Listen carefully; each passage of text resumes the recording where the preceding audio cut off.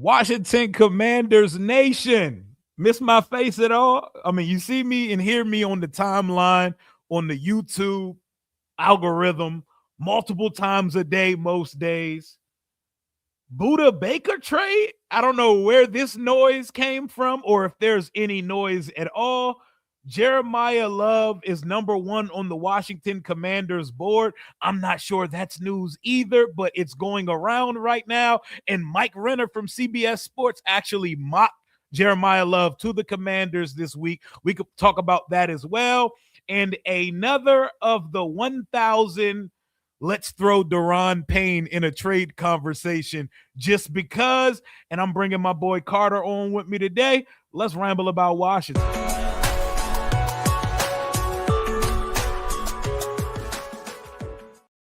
It is Sunday night, March 22nd, the second wave of free agency to take over this week. Washington rumors, speculations, ideas, and mock draft mania have taken over the timeline. And when anything comes out, I'm going to come here to talk about it. What's real, what's not, what's fact, what's fallacy. And I got my young boy here with me today. I want y'all to welcome my guy, Washington Carter, to the stream. What's going on, my guy? What's going on, man? Depths of the offseason, not doing anything today. Decided to hop on. Thank you for having me on. Hell yeah, man. Like, I'm not doing anything. I'm at home and seated right now, so we might as well talk about the Washington Commanders. Before we really get deep into it, though, let folks know where to find you, what started your content creator journey. Tell the folks a little bit about yourself, Carter. It's at WSH Carter on every single platform, but mainly just YouTube. I just post here. We just hit 4,000 subscribers on the channel, so make sure y'all sub up to the channel as always. Posting Commanders content every day. Instagram, YouTube, my main platforms. But I just started because I like to get my opinions off. Just a fan of the Washington Commanders, mostly like Rio. So yeah. Hell yeah, we just like to, and so you see when the news come out, it's not just the usual faces out there. My boy Carter is popping up in that algorithm, so apparently he is doing something right. I love to see it. I remember when you started the channel. So first thing on the menu, matter of fact, before we even get to it, talk to me. What do you think about, how do you grade how Adam Peters has handled the offseason so far? Well, I mean, obviously, free agency, whoo, that was not looking good to start, but he really turned it up. I think he's filled a lot of holes on the roster. I mean, he has done a pretty good job this offseason. Obviously, some things that I have to question, Tyler Biotish releasing him, like, you didn't really save a lot of money. We haven't filled that yet. I mean, I think it's going to be Nick Allegretti at this point, which I'm not too comfortable with. I'm not going to lie, but yeah, he's done a great job in free agency. I mean, you see the Chris Paul deal, you let him walk. And then he's supposed to have this robust market that I never saw. Mm-hmm. And, he comes in, signs a $3 million deal. So I really like what he's done so far. And, working on the Brandon Aiyuk saga situation right now. So the wide receiver room, really kind of worried about that right now. But yeah, I think free agency has been an A- grade from Adam Peters, maybe an A, maybe an A+. I mean, I think he's done a great job this offseason so far. We'll have to see how this draft goes, but I feel like you can't go wrong at pick number 7 here. Like, I feel like last year I was a little bit, I guess, disappointed, you could say, but I eventually came. Yeah. We all were. Yeah, I saw your reaction of the pick of Connerly. Man, I love watching those reactions. Like, the year we took Forbes, that was funny as hell, dude. Yeah, like, y'all were like, because the whole time the build-up was like, Gonzalez, and y'all were like, you were in a circle chanting, Gonzo. Bro. Oh, my gosh, dude. And then when they took Forbes, like, come on. But yeah, excited for the draft. I think AP is going to knock that out as well. So that's the last thing on the menu. And then we're ready for, 2026. A lot of people dismissing Jaden Daniels, and I'm ready to see what he can do this year. Oh, yeah, I'm ready to see Jaden wake some folks up. I may not go into the season predicting MVP, but it'll probably be somewhere close because I love that guy. Loved watching him throw the ball around at a flag game yesterday. I think we've had a B+ offseason. Like, A feels a little too aggressive, but I feel like once they shore up wide receiver, we can start talking about A for offseason because Nick Allegretti's alone in the center room right now. We only have starting cornerbacks in a base formation right now, and the wide receiver room is Terry in the gang, but the gang is better than last year's gang. KJ, the friendly ghost Osborne, Chris Moore, who I call CeeLo. I never want to see that again, bro. I'm never watching that on a Sunday again. Remember that Bears game? Like, oh my gosh. On Monday Night Football. Yeah, Monday Night Football and the Cowboys game, I think it was too. Like, there's just straight Chris Moore. Like, how did I watch that? How did I stream for 4 hours? I think the Cowboys game was the farthest I would ever see take it. I think the Cowboys game, when I saw Sunday's afternoon game of the week, and I'm watching Jaden spam deep balls to Robbie Chosen, Jalen Lane, and Chris Moore, I said, enough. Well, that was a sign that day that Jaden did not need to be playing for the rest of the 2025 season. But De'Ami Brown and Van Jefferson, I would rather they belong on a football field on Sunday, on Monday night. Like, not saying they need to be starting, but it doesn't look weird. Chris Moore catching a beautiful touchdown on Monday Night Football. What does that even mean? That's disgusting. I mean, that was disgusting, bro. But yeah, I agree with you. Van Jefferson, he's been on multiple teams. Like, he belongs. Even though I think, he definitely has a shot not to make the roster. Like, he's not, set in stone here. But De'Ami too, I don't mind that move. He brings something to the team that we didn't have. So yeah, the wide receiver room, though, definitely a question. Hey, and speaking of the wide receiver room, y'all need to stop this shit. Oh my gosh. I see it on Twitter. I'm getting emails and DMs. Rio, OBJ, the LSU connection. Listen, OBJ is a brand name version of the shit we had on the field last year. How did I know that was coming?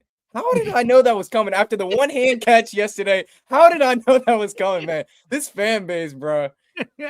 Hey, all it takes is a couple flag football clips. If you watch the nitty gritty in the crux of those games, you can see that Odell was not separating versus flag football players. While those flag players are the best flag players in the world, Odell was getting his shit clamped by dudes with 9 to 5s. Exactly. And the injuries that he's been through and stuff, like, why?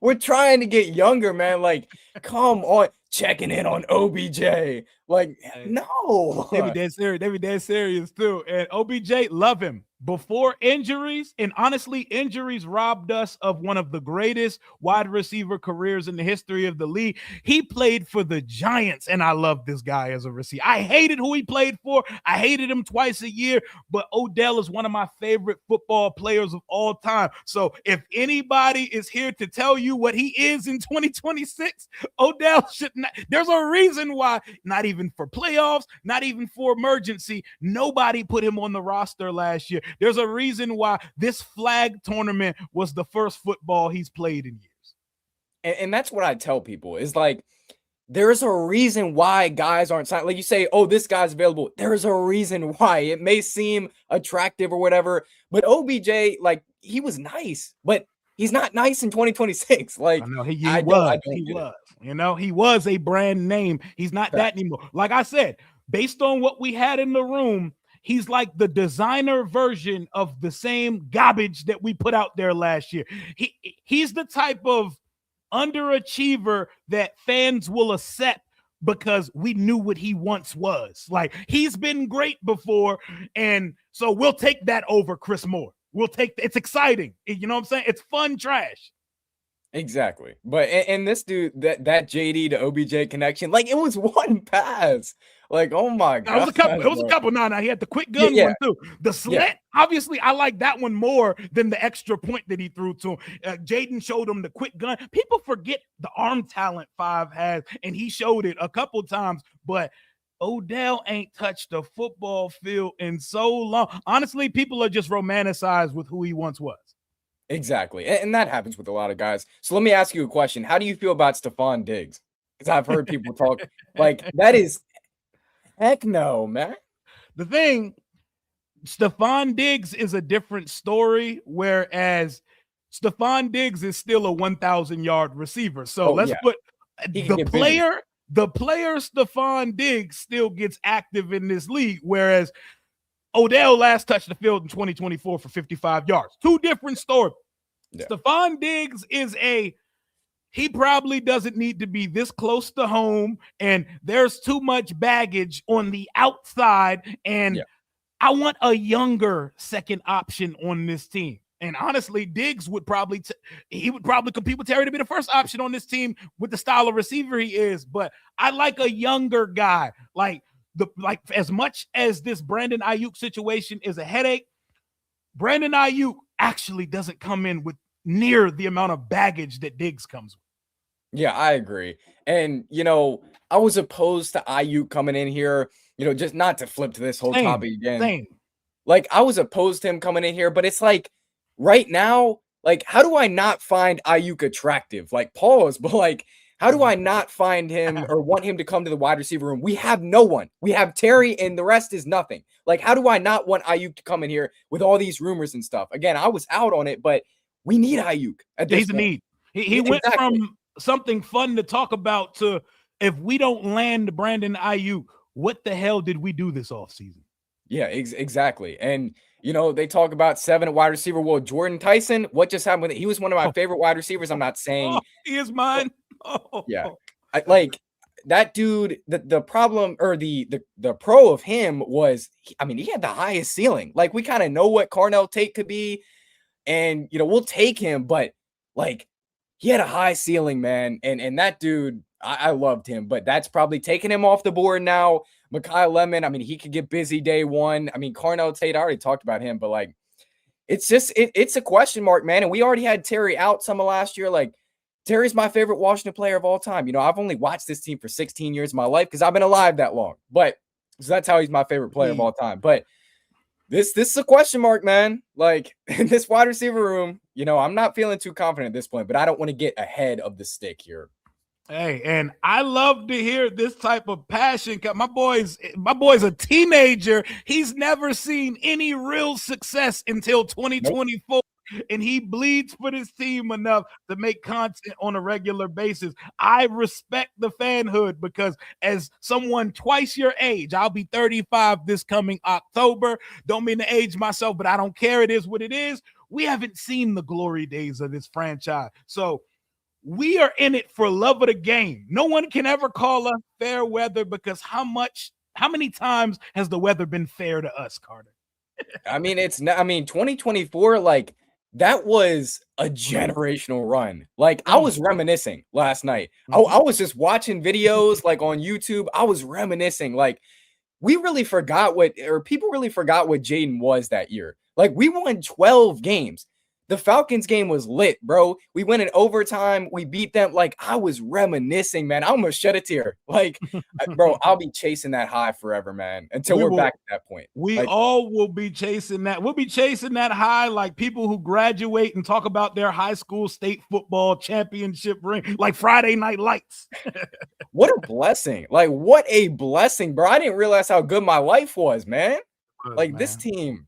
Oh, my gosh. Take me back, man. Take me back. But we're about to get into some of the topics of today's video, which is the Jeremiyah Love #1 on Washington's board. Shout out to my guy, Shadow Striker, always holding it down in the super chat here and on the Commanders Kings YouTube channel. He said, personally, I can't use our current wide receiver room as a reason to not give AP an A-. An A- and a B+ is the same grade with better PR. An A- is an A as a B+ with better PR. He made offers to Dobbs, Pierce, etc. We didn't get we didn't get him. Oh yeah, and Linderbaum, which happens upgraded the tight end. Okay, and that's a B+ ass. That's a B+ offseason to me. If he would have landed a Linderbaum and Alec Pierce or something, I think that's when we're talking A territory. But he's done everything right, and we're not gonna act like a B+ is not a phenomenal grade. A B+ is a really good grade. What do you have to say to this, Carter? Yeah, I already told you A-, but B+, A-, kind of the same thing. This has been one of the best free agencies I've seen in a while from this team. So yeah, I really like it. I think what really made this complete for me was Chigo Okonkwo. We had to get a tight end, in my opinion. When I saw those rumors of us just keeping the tight end room the same, man, I almost I got scared, bro, because we cannot do that. Like, we cannot have that happen. So, yeah, we filled a lot of holes, got the edge rusher room straight. Like, yeah, it was a great free agency for us. And we still have the second most money remaining. So. Yeah. We went from one of the younger, from one of the old, no, not one of, we went from the oldest team in the league. We went out and got faster. We went out and got athletes, and we went out and got younger. I just put Washington Carter. I just put my guy's YouTube channel in the chat. Make sure y'all go sub my guy up. Let's get him to 5K before the NFL draft starts a month and a day from today. But let's get into our list of topics. I think that was a great comment, Shadow Striker. If y'all have any questions for me or Carter, make sure y'all super chat that. We're about to go into the first of many topics from today's video. And topic number one, not really new news, but more like confirmation per Nikki Jabwala or per people putting A and B together. Jeremiyah Love being number one on Washington's draft board. I imagine Love is number one on almost everyone's draft board, right? Yeah, I mean, I think that that NFL rumors page, like that person just kind of puts out what is already known, if that makes sense. They copy and paste what is known from each fan base and national headline. Yes. Yeah. So it's not hard to believe. I mean, we already saw Matthew Berry, the Commanders won a thumper, whatever. Like we've heard they said Dan Quinn talked about Jeremiyah Love, talked about the impact. Like, he can do it all, man. He's probably the best player in the class. Like, if they were to get him, I'd be super excited, obviously. But and we got that good report from Adam Schefter the other day saying, the watch starts at the Giants at 5, which is good because Washington's only 2 picks after. So makes me feel like we have a little bit of a shot here. But and I see people saying trade up and stuff. Like, I just don't see that happening. We're going to be talking trade scenarios later on this stream, because when it comes to trading up or outsourcing a trade for a good player, I don't know if Washington has the goods to do so right now. I agree. But yeah, Jeremiyah Love, great player. I mean, he can do it all. He can catch the ball. He can pass protect. He's a solid runner. He's a great runner, actually. And I just kind of see him as a Jahmyr Gibbs type of guy, Bijan Robinson, one of those next guys. And I think him and Bill would pair very well together. Let me see if I can find this thing I made a video earlier on Jeremiyah Love. So Jahmyr Gibbs versus Jeremiyah Love, 5'9" Jahmyr Gibbs. And then 6 foot is Jeremiyah Love. 199 is Jahmyr Gibbs. 212 pounds is Jeremiyah Love. 4.36, 40-yard dashes. 1.52 10-yard split for Gibbs and 1.55 split for Jeremiyah Love. So these two guys are similar. I love Jeremiyah Love. I think Washington's going to plan for Love not being there. But I think if he's there, obviously they're going to make a quick pivot on draft night. And I just don't see a world where they're going to hesitate to select him.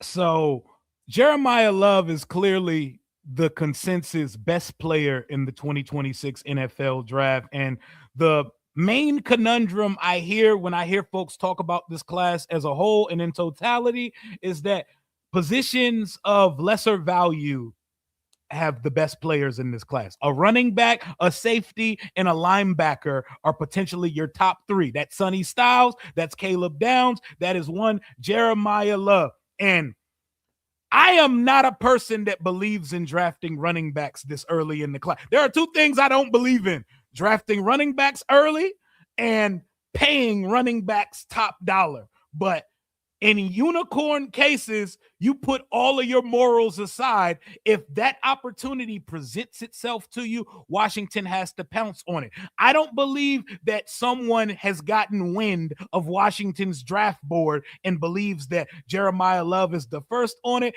I believe what folks are doing are putting 2 and 2 together. Everyone thinks that Jeremiyah Love is the best player in this class. Washington went out and got Rashad White and Jerome Ford and brought Jeremy McNichols back to add with Bill Krosky Merritt. While that, I think, is a fine enough backfield combined with Jaden Daniels, you put Love in that room and oh my goodness, Washington could make magic happen. So I'm looking through all the mock drafts this week. Mel Kiper Jr.'s post-free agency mock. Mel Kiper has us taking Sonny Styles at 7. That's for the second time, by the way. That's the second mock with Sonny Styles, too, just to let you know. He's spamming Sonny Styles to Washington. Daniel Jeremiah, who I'm watching very closely because Daniel Jeremiah and Dane Brugler are probably as good as you're going to find it when it comes to mock drafts and predicting what's to happen rather than what they think.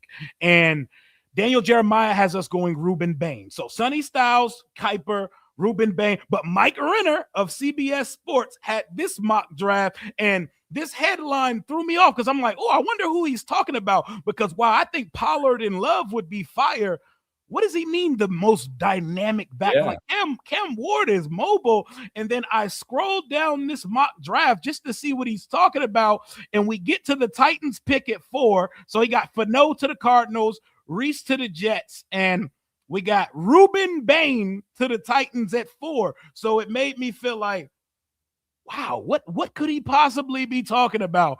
And then boom, we get right here. And this was post-free agency. This was this week on St. Patrick's Day. Jeremiah Love next to Jaden Daniels would create the most dynamic backfield in the NFL. You'd be hard-pressed to find a more dynamic backfield in league history that will keep defenses out of too high shells. What are your thoughts when you hear that sentence? I mean, that is awesome. And that's awesome because we talk about the wide receiver room. Imagine adding Jeremiah Love. Like, we need wide receivers. He can go out and be a wide receiver. Yep. I love when I see Jahmyr Gibbs burst off a 30-yard run, and then he goes and lines up as a wide receiver. Yep. That's awesome. And then catches a slant route. So Rachaad White, Bill, and Jeremiah Love, I mean, he's not wrong. That's probably the most dynamic room, and he says in league history. I don't know about that, but, Jeremiah Love is a dog. Again, he's the best player in the draft. Like, I really don't doubt that at this point. Just the research that you do on him. So, yeah, he's spot on. I mean, don't know if this is going to happen, but, yeah, this would be the most dynamic backfield and probably in league history. And just adding Jeremiah Love to this offense, like David Blau could do so many things with him. Mm-hmm. Yep, and that's a good point. David Blau, first-time offensive coordinator.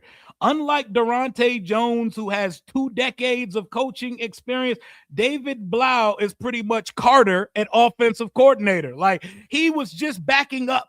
He was just a quarterback backup 3 years ago. He's only had 2 years as an assistant quarterback coach. He is now the play caller for an NFL franchise that does not have the greatest receiver room in the world. Jeremiah Love is probably somewhere in between McCaffrey and Bijan Robinson as a pass catcher, meaning the wide receiver room gets better with Jeremiah Love on the team. He can literally split out and route up a DB.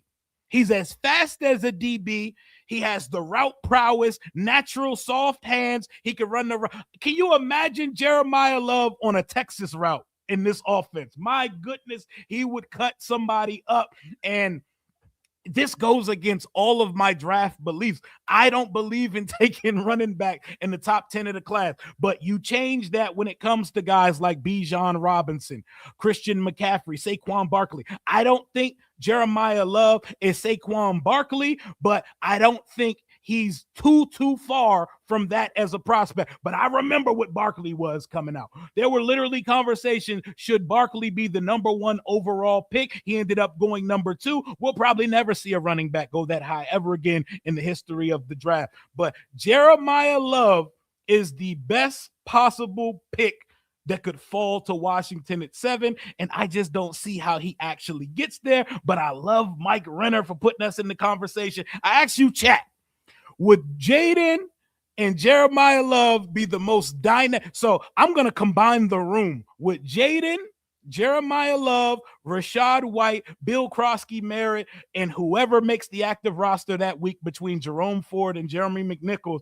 Is that the most dynamic backfield in the league? Some would probably say the Baltimore Ravens. Montgomery just left the Lions, but you know what Gibbs do? And the Bijan Robinson Algier two-headed monster no longer exists now that Algier's the lead back up in Arizona. Would that be the most dynamic backfield in the league, Carter? I have to say yes, to be honest with you. I mean, I just look at that room. Like, Rachaad White has been the running back 1 with the Buccaneers, and obviously his time has gone down as Bucky Irving came.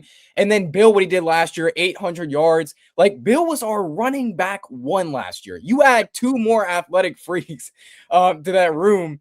Jeremiyah Love, Rachaad White, and Bill, I mean, that is awesome. And then just to add to your point about the receivers and how Jeremiyah Love just helps that room tremendously, we forget about Chigo Okonkwo. Like, that could be Jaden Daniels' number one target as well. Like, I was thinking about Chigo Okonkwo today. Like, dang, we really got him too. So, I think this would be the most dynamic backfield of all time, to be honest with you. I think Love is that good. And to piggyback off of your Chigo Okonkwo point, as we currently sit here a month and a day before the start of the draft, Chigo Okonkwo is the number 2 pass catching option on the team. He's the number 2 receiver right now. Yeah, when people forget about these receivers and they talk about how bad our receiver room is, like, we do still have Chigo Okonkwo and Rachaad White, even though it looks like we're in a terrible spot, which we a little bit are, but we do still have those guys who can go out and catch the ball if needed. And even like bringing back J-Mac, like he sometimes gets those lucky 30-yarders where he breaks off a 30-yard run too. So we do still have some guys that can do that. And I feel like a tight end like Jaden needed a guy that could come across the middle and just, kind of be the go-to target. And I think Okonkwo could be that. So, and for people who would take the drafting of Jeremiyah Love as some slight or disrespect to Bill Krosky-Merritt, it's not. It's making a strength stronger. It's adding blue chip. Washington does not have enough players on the roster. Matter of fact, they only have 2, maybe 3 players on the roster that make the opposing team's coordinator stay up at night. We need more of those. Jeremiyah Love is a difference maker. I see people that romanticize De'Ami Browns of the world, 300 yards a season as your max. Jeremiyah Love is going to give you 300 yards, 3 or 4 receiving touchdowns, 40 to 50 catches a season. So he factors into the wide. He's knocking multiple needs out with one pick. For those who don't like Lemon or Carnell Tate enough at pick 7. Well, guess what? You've got your wide receiver 3/RB1/ all-world weapon at the 7th pick. If Jeremiyah Love was to fall there, and like my guy Cruisin, who likes the New York Giants, he says Love is going 4th and Styles is going 5th. I think there's a world where that is very much going to be the case. I don't see how I don't see how this line of the Cardinals, Giants, Titans, I don't see how he makes it past all 3, but they do have other pressing needs. So there is a world where he could get there. I'm not sure what's going to happen on draft night at this point. What do you say? Yeah.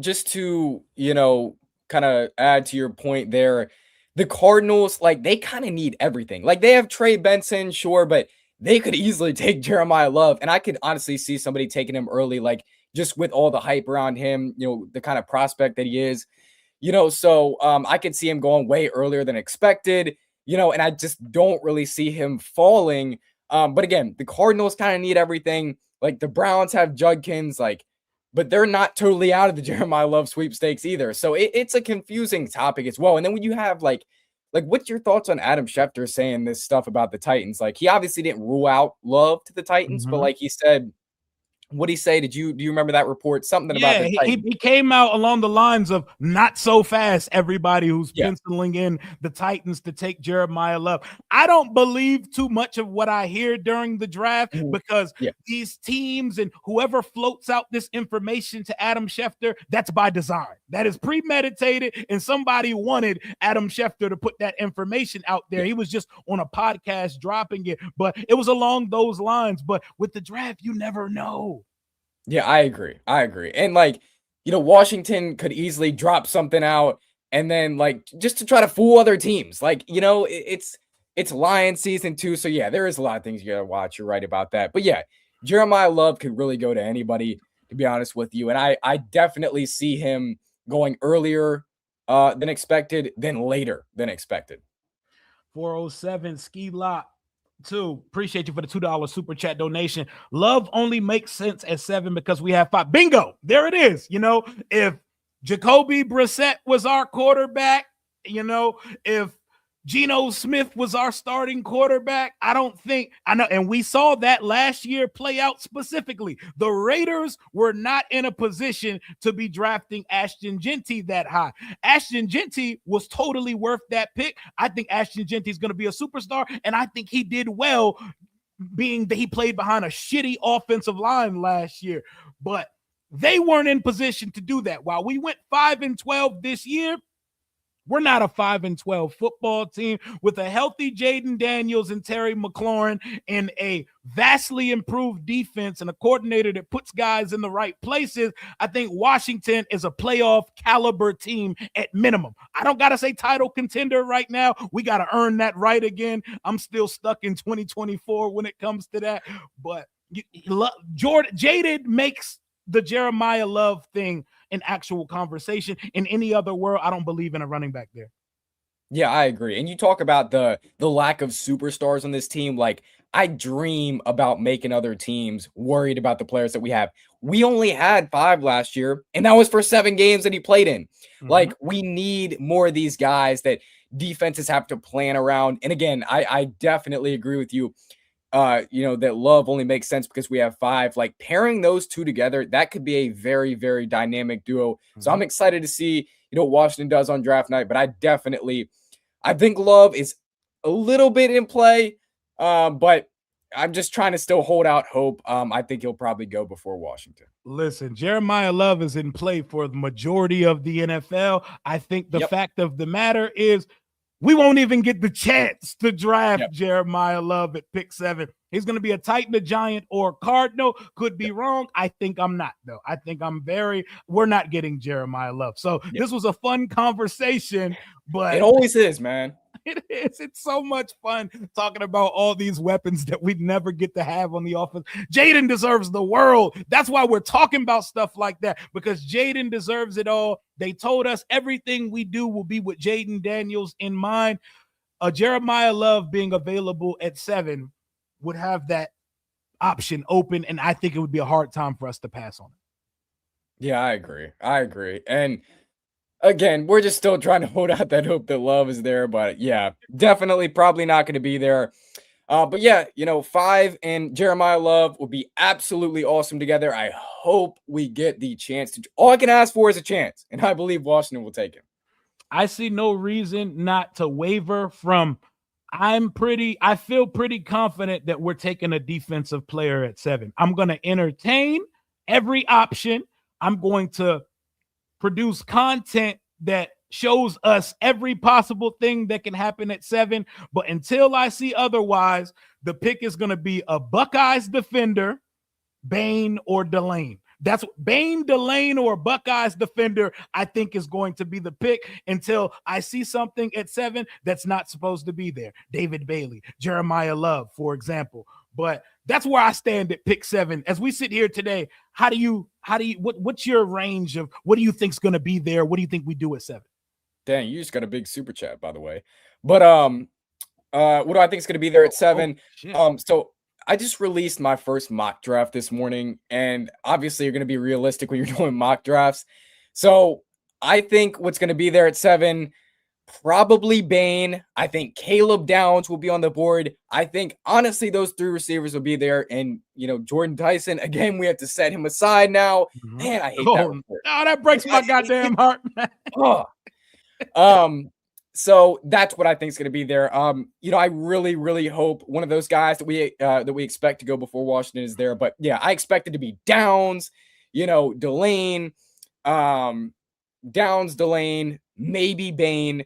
That's what I expect to be there. And I think Washington, I had us taking Downs in my first mock draft because I think that's definitely the most realistic thing. We've heard, DQ talk about him.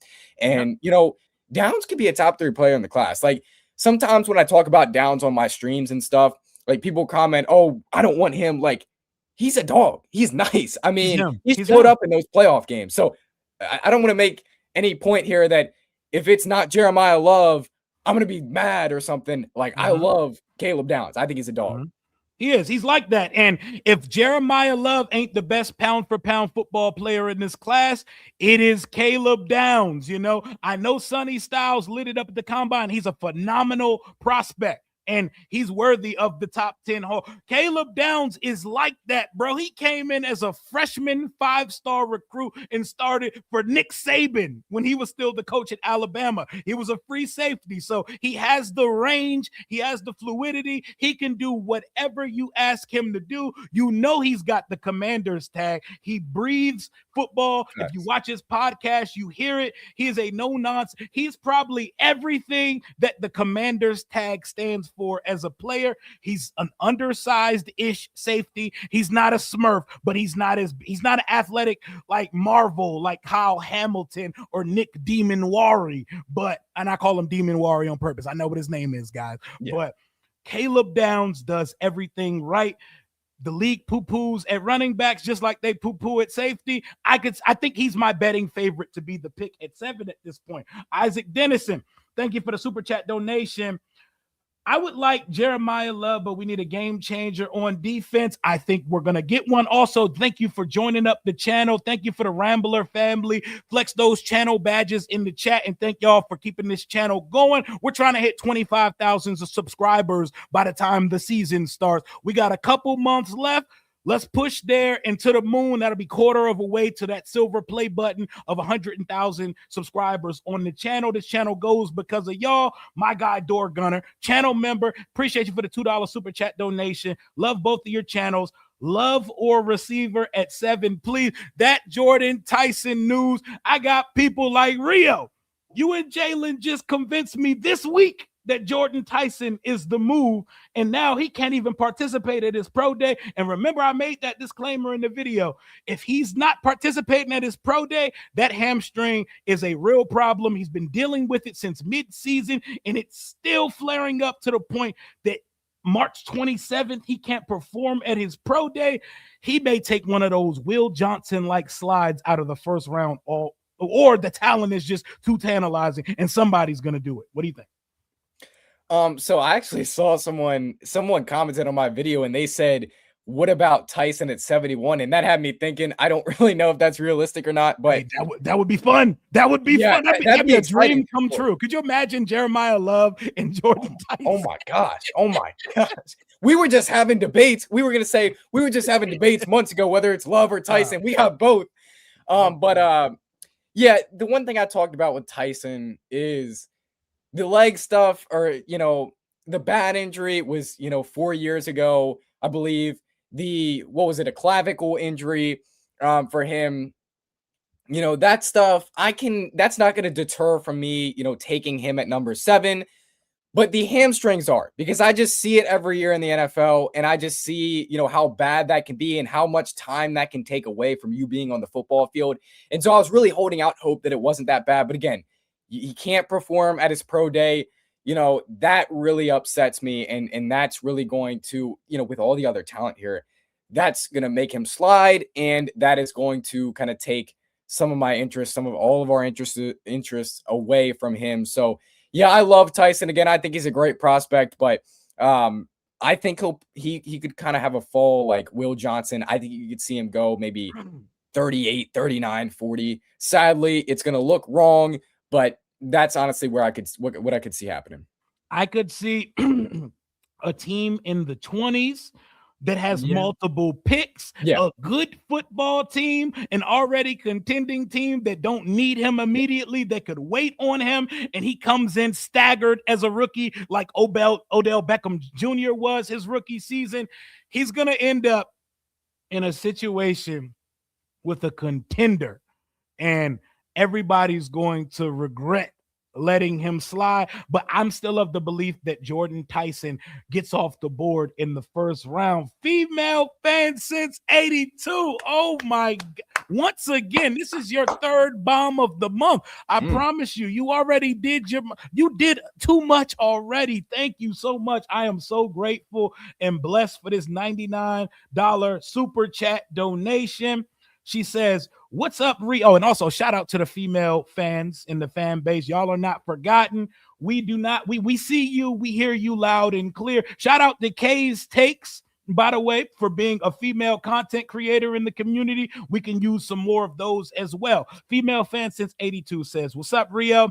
Thanks for feeding us fantastics. Great seeing you live in living color again. I know I've been on the injured reserve list for the last couple of weeks, but it's definitely time to pop out and show the ugly mug again. If this is what it brings, maybe I should have been brought my face back on strength. Shoot, I didn't even realize you had been using that, just your profile picture. I didn't even realize your face. I didn't even think about it. Just audio. We just pop back out on a Sunday afternoon, like how Washington pops back out on a weekday and drops a big news reveal like we're probably going to get for the uniforms coming up sometime soon. Thank you once again. This is the third crazy super chat of the month. Shout out to female fans in the Bay. Shout out to the Black Queens in the chat.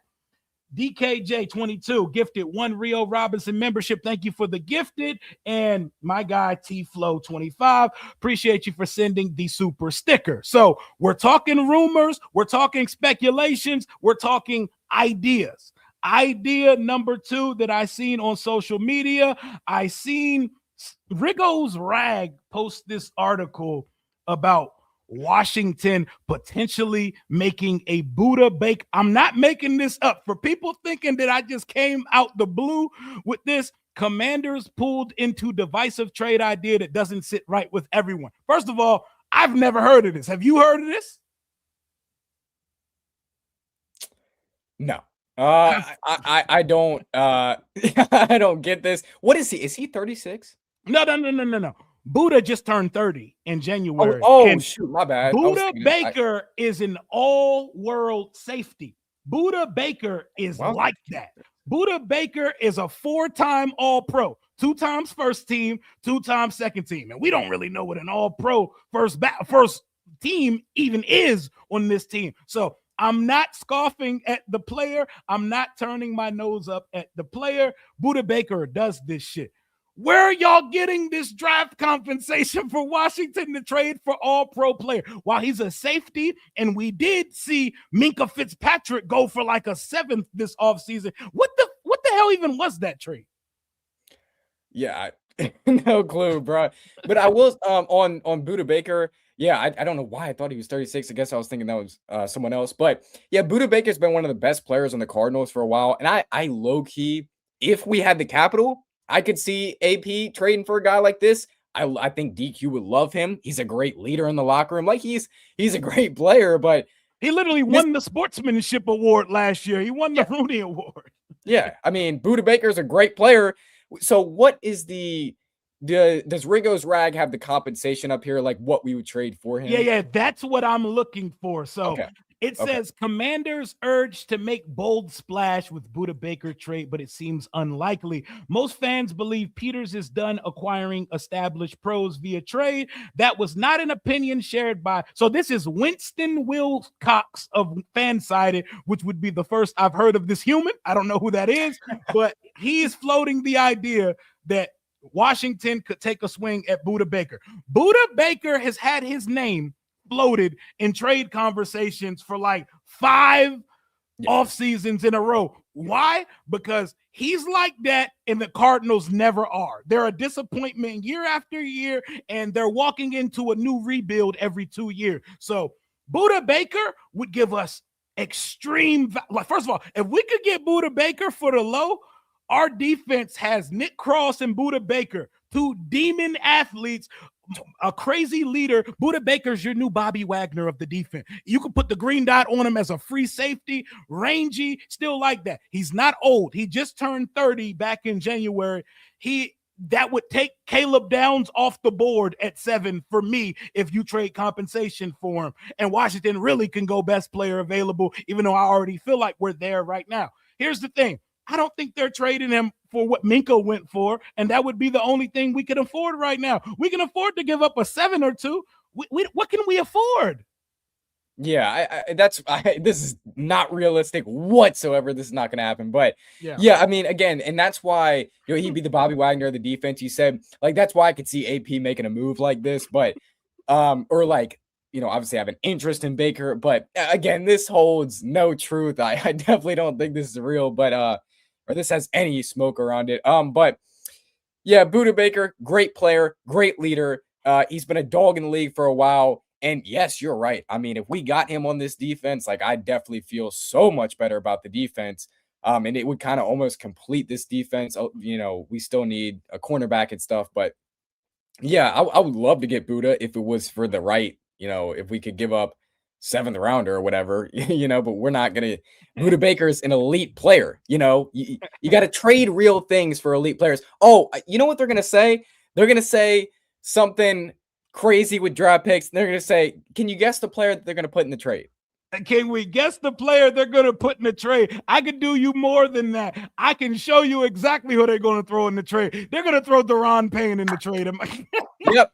The Cardinals want Daron Payne. The Cardinals want Daron Payne. There you go. Throw him in the trade. Deal's done. My favorite thing about the offseason every year is that Daron Payne he's splendor. You know, he's the sweetener for every trade. Every trade, just throw Daron Payne in that all, every time.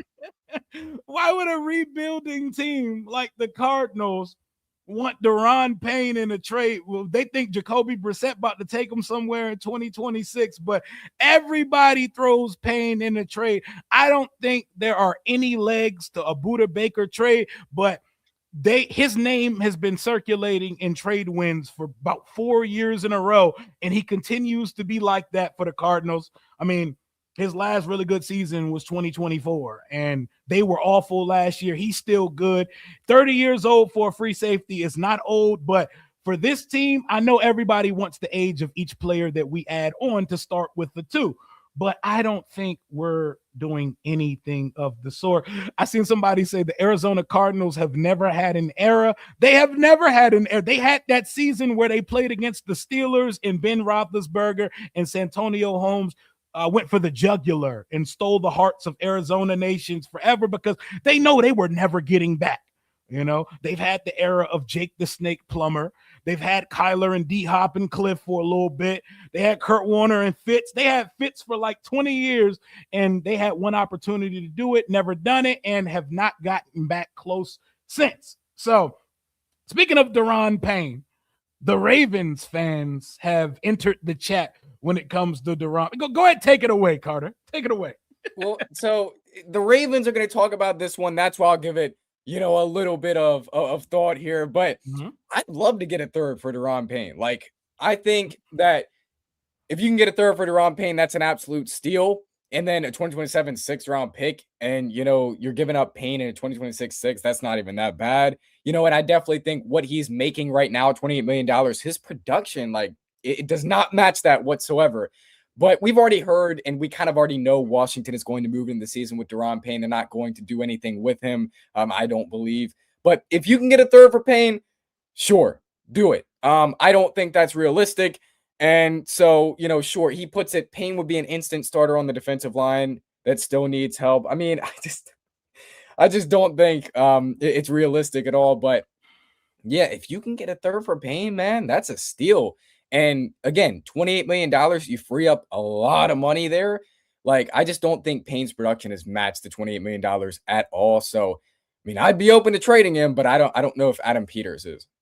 See, the thing about Daron Payne, like everybody, first of all, no one's offering us a 3rd-round pick for Daron Payne at this point because all they have to do is wait a year and Daron Payne will be on the open market entering his age 30 season in the league. I know it don't feel like it. Payne still feels like a pup. Well, Payne been here for a minute now. He's been a Redskin. He's been a football teamer, and he's been a Commander for multiple years at this point. And since his contract year of Payday Payne production, Washington has not seen Daron Payne go crazy since then. And it's not even about sack production. Defensive tackles, sacks can be obsolete for that position. But Daron Payne, I swear we go weeks at a time. We go 12 to 14 quarters where you don't get his name called. And I need a lot more. He has the biggest cap hit of the team. He's not a top 4 player on your team. Yeah, it just doesn't match the production. It's as simple as that. And so you really don't like to see it.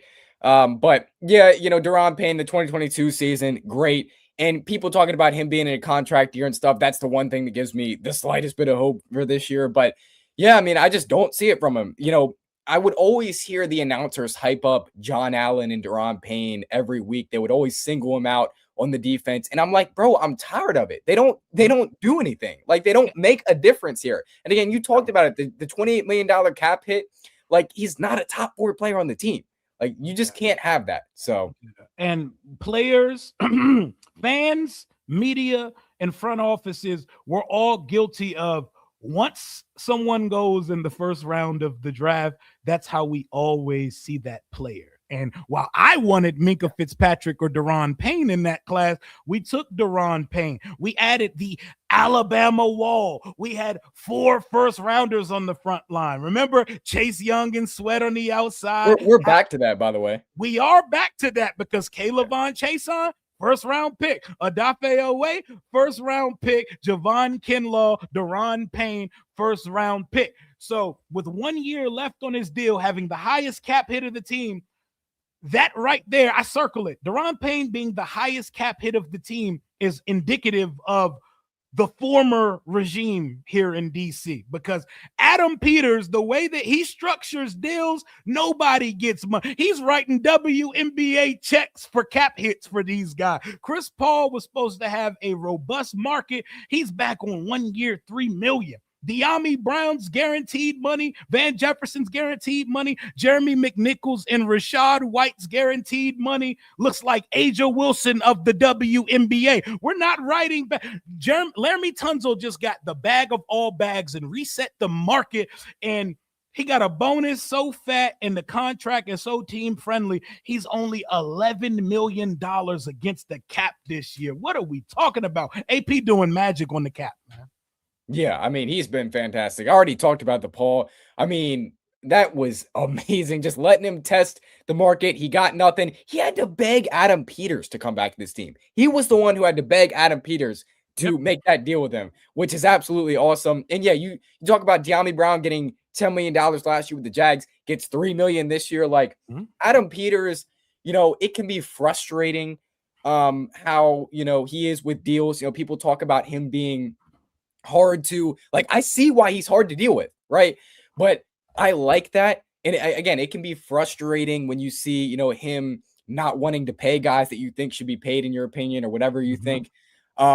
He's one of the best GMs in the league with that. You see it this offseason. That's why we have the second most cap space left. I mean, he's done a fantastic job with all these deals. Like, if you go in and look at the numbers here, it's been amazing. Yeah, and there was like literally an article came out, because I see my boy Kenny said, who was supposed to have a market? They said Chris Paul. His name was mentioned at the combine by national insiders of a sleeper player to have a huge market. Chris Paul for this team. De'Ami Brown, he's like, he had a gap year. He's like when a kid leaves high school and takes a year to think about it instead of going back to school. He got a gap year in which the Jags gave him $10 million to do absolutely nothing, and he gets to come back home. He don't need money from us right now. The Jags just fed his family for the next 3 years, so Washington does not have to pay him any money. He's back for the low ski, and as we currently sit here, De'Ami Brown is number 2 wide receiver on the roster right now.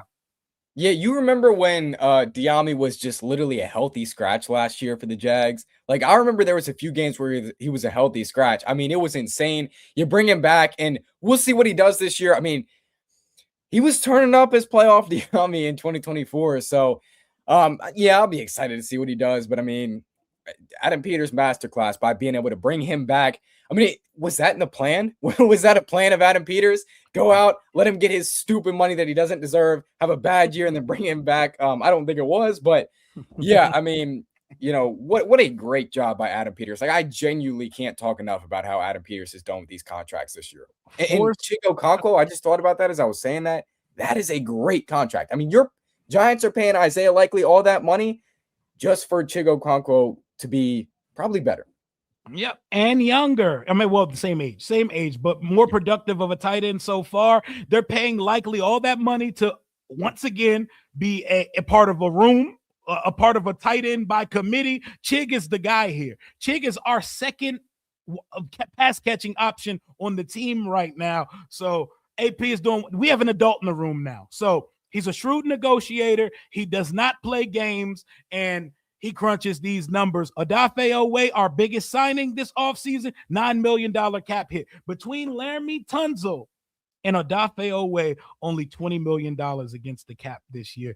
The last regime would never. So shout out to Brandon Sosna, who handles the contracts, and shout out to Adam Peters for sticking to his number, sticking to his wits when it comes to negotiations. How you doing, Miss Erica? Lady Erica Lynn, Black Queens in the chat. Appreciate you for the $1.99 super chat donation. First time super chat, ladies in the chat. How y'all doing? Pop out then, ladies. I love to see it because we have a great fan base of women in the Washington Commanders community. I finally see a female in the content creator space. Press that record, press that live button, and y'all get a part of this content creation bag too, because there's a little bit of bag going around for everybody. Speaking of which, I see you monetized on the channel right now, my boy. Oh yeah. I got monetized. What was that? I think it was a year ago, maybe, but it's definitely hard, man. Like, people say they could come in and start making money. Like, bro, for the first 6 months of posting, I got 10 views a video, bro. It was bad. And for those who don't know, on YouTube, you got to make a minimum of $100 to even cash a YouTube check. So that is an accomplishment that you celebrate. And I see what you're doing on the channel during free agency. I think April's going to treat you very well, my boy. Man, I hope so. The draft last year boomed the channel, but yeah, free agency, like, oh my, I can't wait for next year, bro. Like, this, it's crazy. Like, I've been, it's crazy how you can just be the first to on YouTube to like break news or whatever, or like say breaking, the Washington Commanders are signing this player. Yeah. It's crazy how you can get so much credit for that. That's what I've learned. So that it's really been crazy, man. And so much support. And if you remember when you first started your channel, when we talked, bro, I said, ride the waves of the news and post as much as possible. And I remember that. And you see what happens. You see what happens when you do so, right? Yeah, exactly. Like, I always think about those pointers and stuff, of how, like, make your thumbnail stick out, and then you break the news first. Like, it does a lot, man. So yeah, I always think about what you said. Yeah. This space is so unique because you don't have to come with a publication, a network, or a channel attached to be synonymous with your favorite team. When people hear about your favorite team, they talk about you. They talk about your business. And that's why I love the digital space that we're in. That also does allow a lot of nonsense, a lot of clickbait, and a lot of AI bullshit in the mix. But it comes with the territory. I love this content creation stuff, and I love to see the growth of your channel so far. My guy said I F with the towel. So it's a scarf.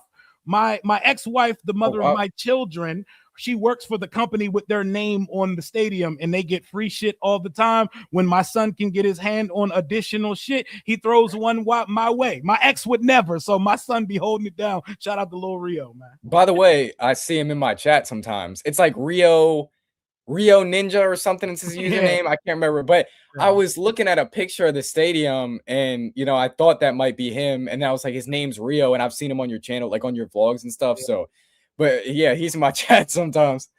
Would be mini me. That would be the new and improved, much better version of me. That's my son. Shout out to him, and shout out to my daughter, wherever they are on this Sunday afternoon. They better be home and getting ready for school, because spring break is coming up sometime soon. So we've talked about the Daron Payne rumor that's not a rumor. It was just started by the Ravens fans. We talked about Budda Baker. We talked about Jeremiyah Love, and we talked about what our main expectations are at pick 7. So I dropped a video earlier on the channel. About what options would make me absolutely flip shit and lose my mind on draft day. And I did 2 drafts. I wouldn't get mad at Mansour Delane, but I had to walk us into it. I had to prepare the audience for what was coming next, because people are like, Rio, why is Keldrick Falk staring me in the face on the thumbnail of this video? And with the second draft, I took Keldrick Falk at 7. That's my nuclear Emmanuel Forbes visceral reaction video, even though I know he's 20, he's 6'6", 280, and he's going to be the greatest Dietrich Wise in the history of the league. I know, but I would lose my mind. What is your lose your mind option at pick 7? Oh, it's got to be anything on the offensive line. So I saw your tweet. I believe I think I commented on your tweet, but I saw your tweet of the and that was hilarious, by the way. What would make you flip flip out if Washington, took an offensive lineman or something like that? Yep. It would Big definitely be Vega. an offensive lineman, but also Falk too. Like, it's bad with Falk when other fan bases are all saying we don't want you. Like, it's bad. So Falk and anybody on the offensive line, any offensive lineman, because it's not like we need really anything else on the offensive line. Like if it's a center, like there's no centers up there to take, right? I heard you talk about the guy on Chat Sports or tweet out about Vega. that. Like what are they talking about? Like Washington needs help on the interior offensive line. Like it makes no sense to me, man. So it would definitely be someone on the offensive line or Falk. I'd be fine with Delane or even McCoy. I know the injuries are there, but we need a cornerback. And so I'd be fine with those guys too. Yeah, man. See, the Keldrick Falk thing, and I said Keldrick Falk is the Myles Garrett of Dietrich Wise's, meaning that he's the best that they come of the Dietrich Wise crop of edge setter. He gonna set the shit out the edge. He's gonna squeeze down that line. He's gonna be a phenomenal run defender. He's probably capable of 5 to 7 sacks a year at some point. He's had a 7-sack season in his career. I know people forget his 2024 film is why he's still being seen as potentially a top 15 pick in the draft. But you go out there and you give me you had 2 more sacks than me this year at 6'6", 280, moving like you move in college. There is no reason, even in the SEC, why Keldrick Falk's moving out here with 2 sacks. Yeah, I know. I mean, I get why you say that, actually, the Dietrich Wise thing. Like Dietrich Wise, he's brought in and he's going to give you 5 sacks a year. That's what he does. And he's going to stop the run and he's going to set an edge. Remember, we couldn't set an edge in 2024. Yeah. So it does matter. I get it. Yeah. Yeah. And that's why, I mean, obviously he matters because that's why he's, projected to go the first round. But yeah, that would make me lose my mind. And then offensive line, definitely. But yeah, Falk, I mean, I think, it's crazy for me to say this because how bad we talk about him, but I definitely think DQ has a lot of interest in Falk, to be honest with you. I think DQ has Ruben Bain written on a sticky note and he puts it in his pocket. I think he's taking it to the store with him, going home, going to sleep with it. I think DQ would love nothing more than to draft Ruben Bain, which I would be fine with. I'm not going to do a backflip on draft day, but he's such a good football player. You know exactly what you're getting if you draft him, short arms and all. Yeah, I know. And I definitely would be happy with Ruben Bain too. Like I think he's a dog. People forget about that too.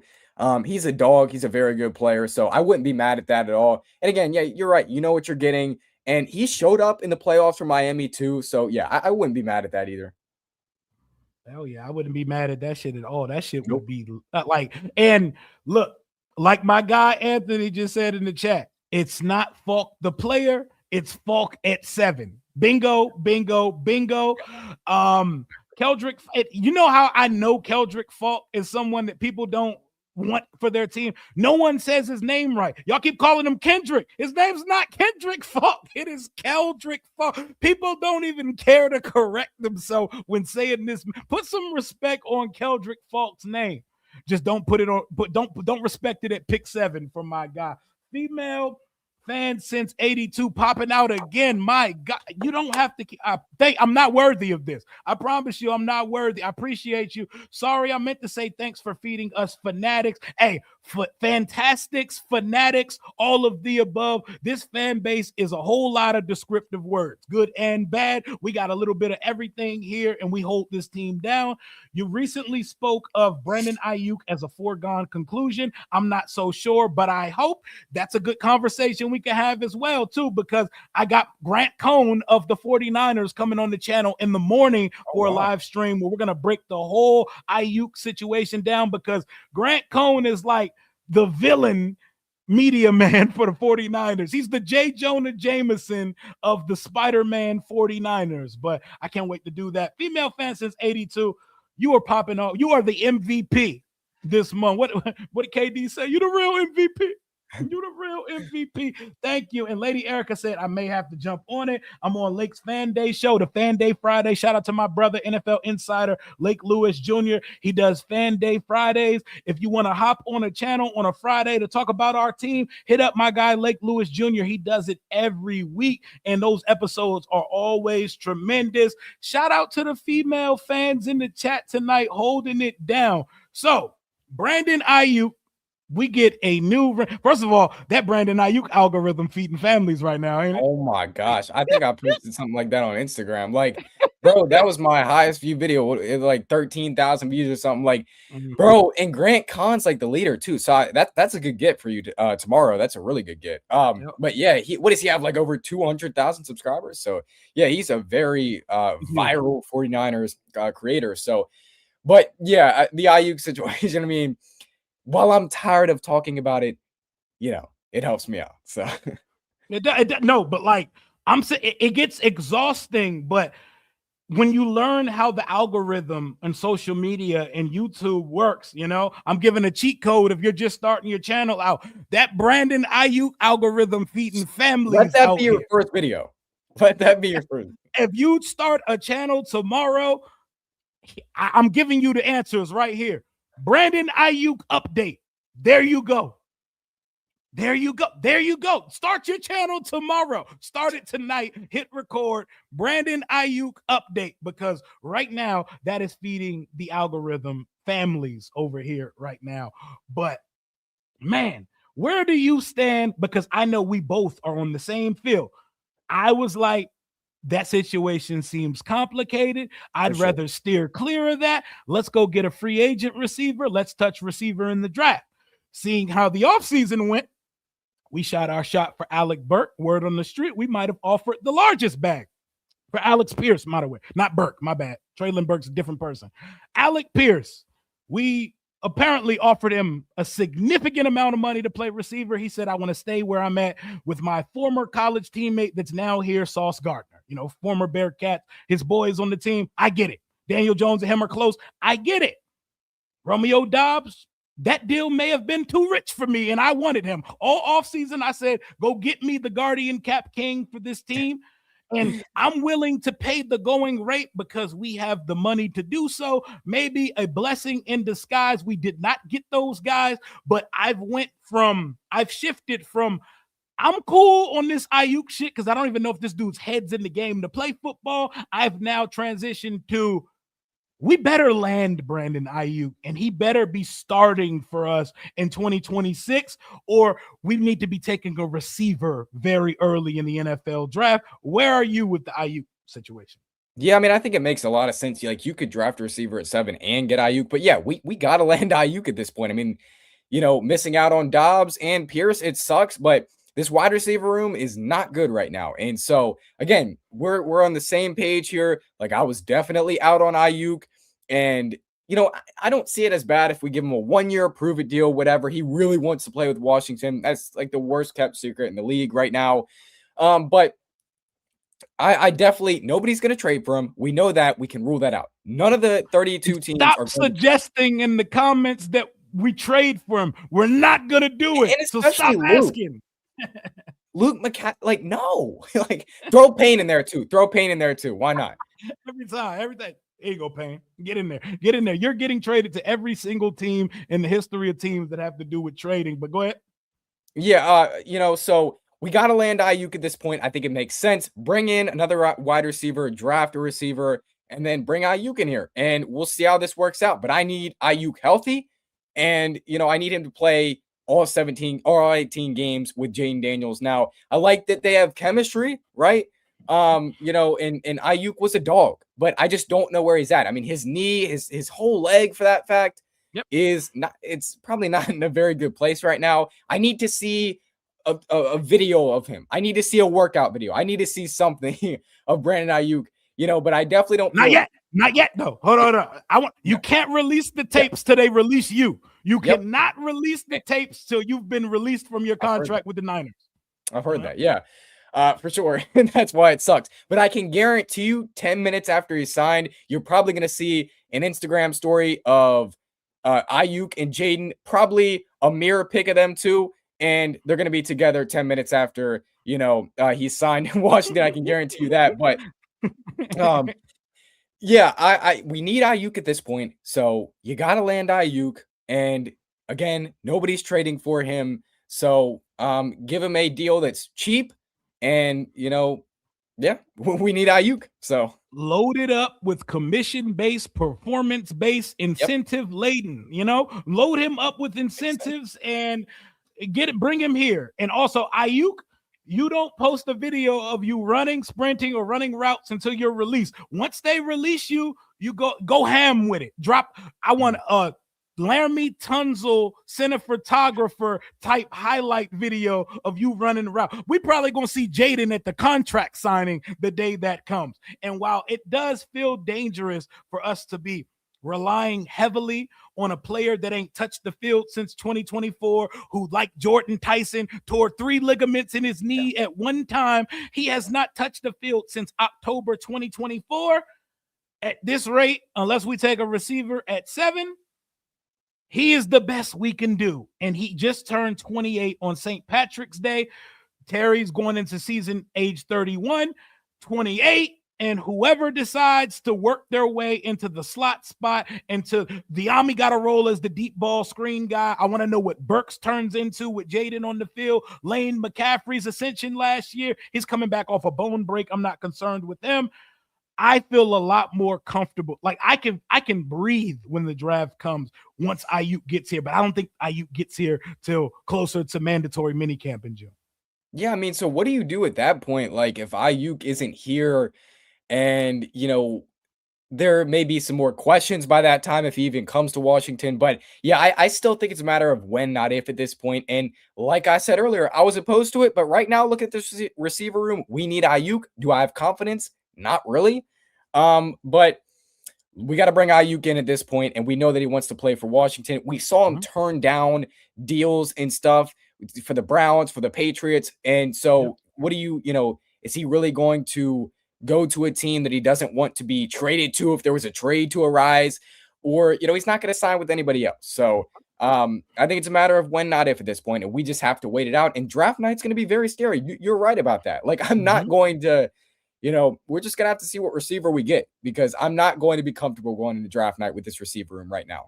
I'm praying we wake up to news one of these mornings that John Lynch and Kyle Shanahan are tired of being petulant and they've just cut ties and ended the situation so they can move on from it all. And we get him so Washington can sign him and we can be done with it. And we can start talking about what the ceiling of Washington's offense is I want Aiyuk to have an offseason here. That's my biggest thing. I think more than anybody on the roster, Aiyuk needs these off-season voluntary practices. He needs mandatory minicamp. He needs this period of ushering the rookies that intermingle with the veterans and getting to know his new teammates, and Jaden welcoming him here with open arms to know his new guys and to get. This is a new offense. We've never seen this offense before. Yeah, I heard that the other night, like where if the 49ers release him like 2 months before the season or a month before the season, like I don't feel good. And again, what happens when, if Aiyuk is released like a month before the season? What about those summer months where you just don't have receivers, like where you just don't feel confident? Like, I don't mean to say don't have receivers. We're going to have receivers. We're going to bring guys in or whatever, but one hopes. One hopes. Yeah. I mean, I heard people talk about Aiyuk not being released till right up until the season. Like, if that happens, man, like this is not a very good situation. And this certainly goes against what people said. Like I was down for Aiyuk being released. We go ahead and sign him right away as soon as the new league year starts. But this situation has gotten complicated. But again, I am trying to stay calm because I believe it's a matter of when, not if. And I just hope it's right, right after the draft or sometime. Well, it's probably going to be post June 1st. So, yeah. Yeah. So I'm right there with you on it. I would love for him to be here before then, because if we don't get him on the roster, I will start welcoming shit like Stephon Diggs or Jawan Jennings. Jawan Jennings wants $21 million. Word on the street, teams are offering 12 to 15 million per year for him. I'm willing to bring in a Jawan Jennings or start talking to the Stephon Diggses of the world if Aiyuk is not a certainty. That's if we're not going receiver early. But even if we do go receiver early, are we trying to put the pressure on a receiver that, hey, you're our second option on offense immediately? We're not giving him time to, like, Ibuka, even though he came out the gate smoking, he wasn't under any pressure to do so because Godwin's out there. Mike Evans was out there. Jalen McMillan's out there. Sterling Shepard's out there. We don't have that same type of situation here. We don't know what the Aiyuk situation is going to end up being, but we're hoping for the best, and that is that he will be on this team and healthy in 2025. Chanel, always holding it down. 17-month member. Chanel was at the live show we did last August. Just know we running that show back again this year. Bring your husband with you in his Drake May jersey. I'm so glad for the sanctity of your household. He did not win a Super Bowl this year, so he doesn't get to hold that over your head. Maybe the appearance he can, but he don't have hardware to go with it. But I'm going to let you go after one more thing. So based on what we've seen the team do this offseason, even before, let's just anticipate Adam Peters has a good draft. Can Washington fans go confidently in the season thinking that we should be right back to where we left off and getting back to playoff contention in 2026? To be honest, no. I'm not saying, because Jaden Daniels, there's obviously going to be that concern here. How could you not have concern? All the injuries last year, like, I'm just trying to keep it real. I know that I know what he was and is, and I know he's a dog, and he was a top 5 quarterback, and he probably still is. I hope he still is. But every team plans for their quarterback being healthy for all the games in the year. So we got to do the same as a fan base. We're not going to talk down on our quarterback. And so I'm going to go into the season confident, but that's just me. How could you not have that, like, that lingering thought in your brain of Jaden, possibly getting injured at some point in the season? But again, try not to think about that. Hey, Jaden, knock on wood when you say that shit, man. Yeah, I'm knocking on my desk, bro.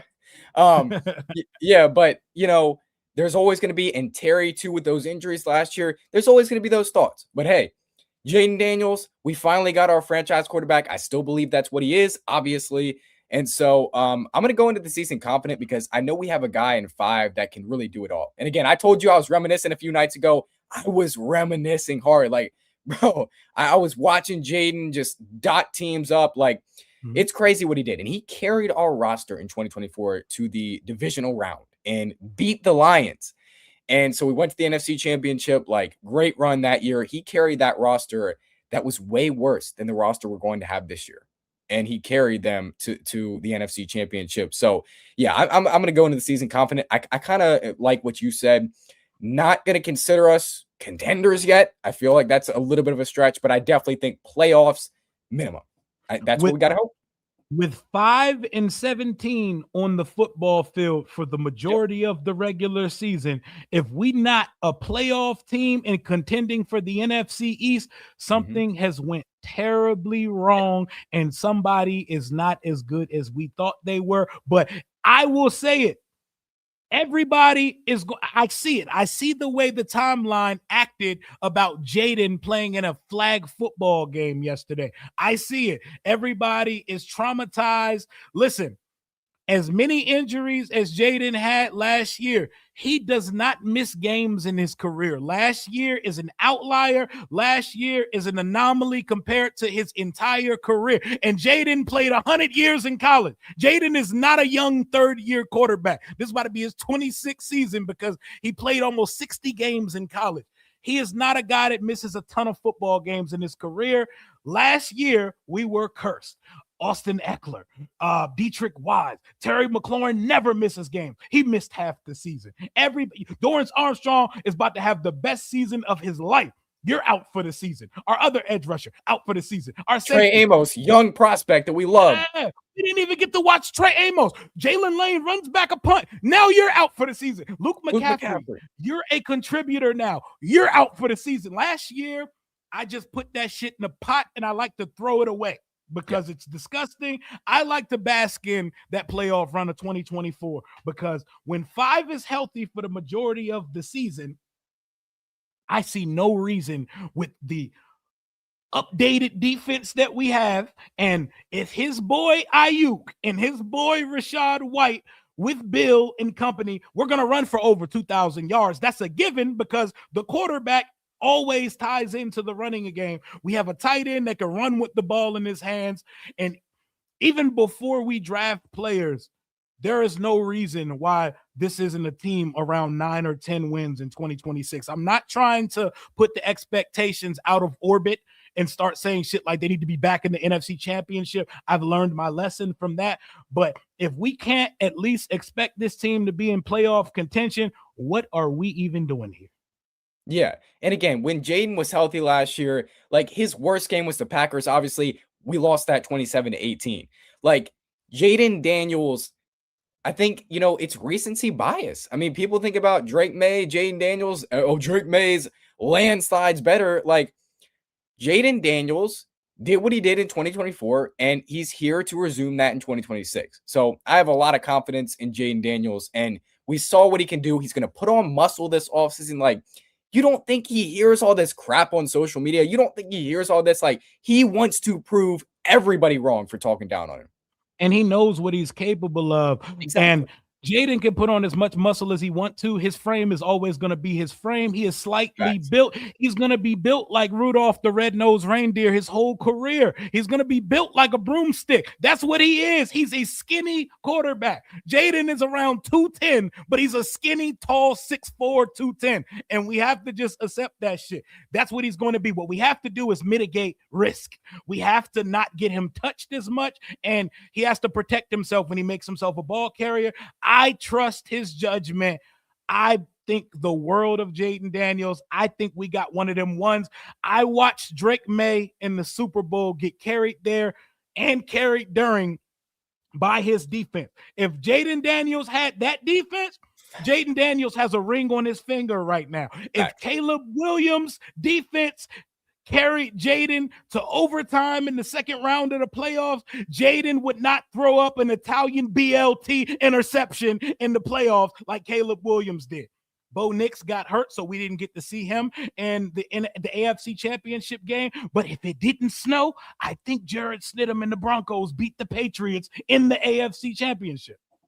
Yeah, that's a great point. Like, all those guys had great defenses. And what Jaden Daniels did his rookie year, he covered up our defense. Like, if there was a game where the opposing team scores 30, Jaden scores 33. Like, he literally covered up our defense with Joe Witt Jr. So, yeah, Jaden Daniels, we know what he is. And you were right. Like, the frame, he still dominated teams in the 20 games that he played his rookie year with that same frame. Like, that's what he's going to have. We have to accept it.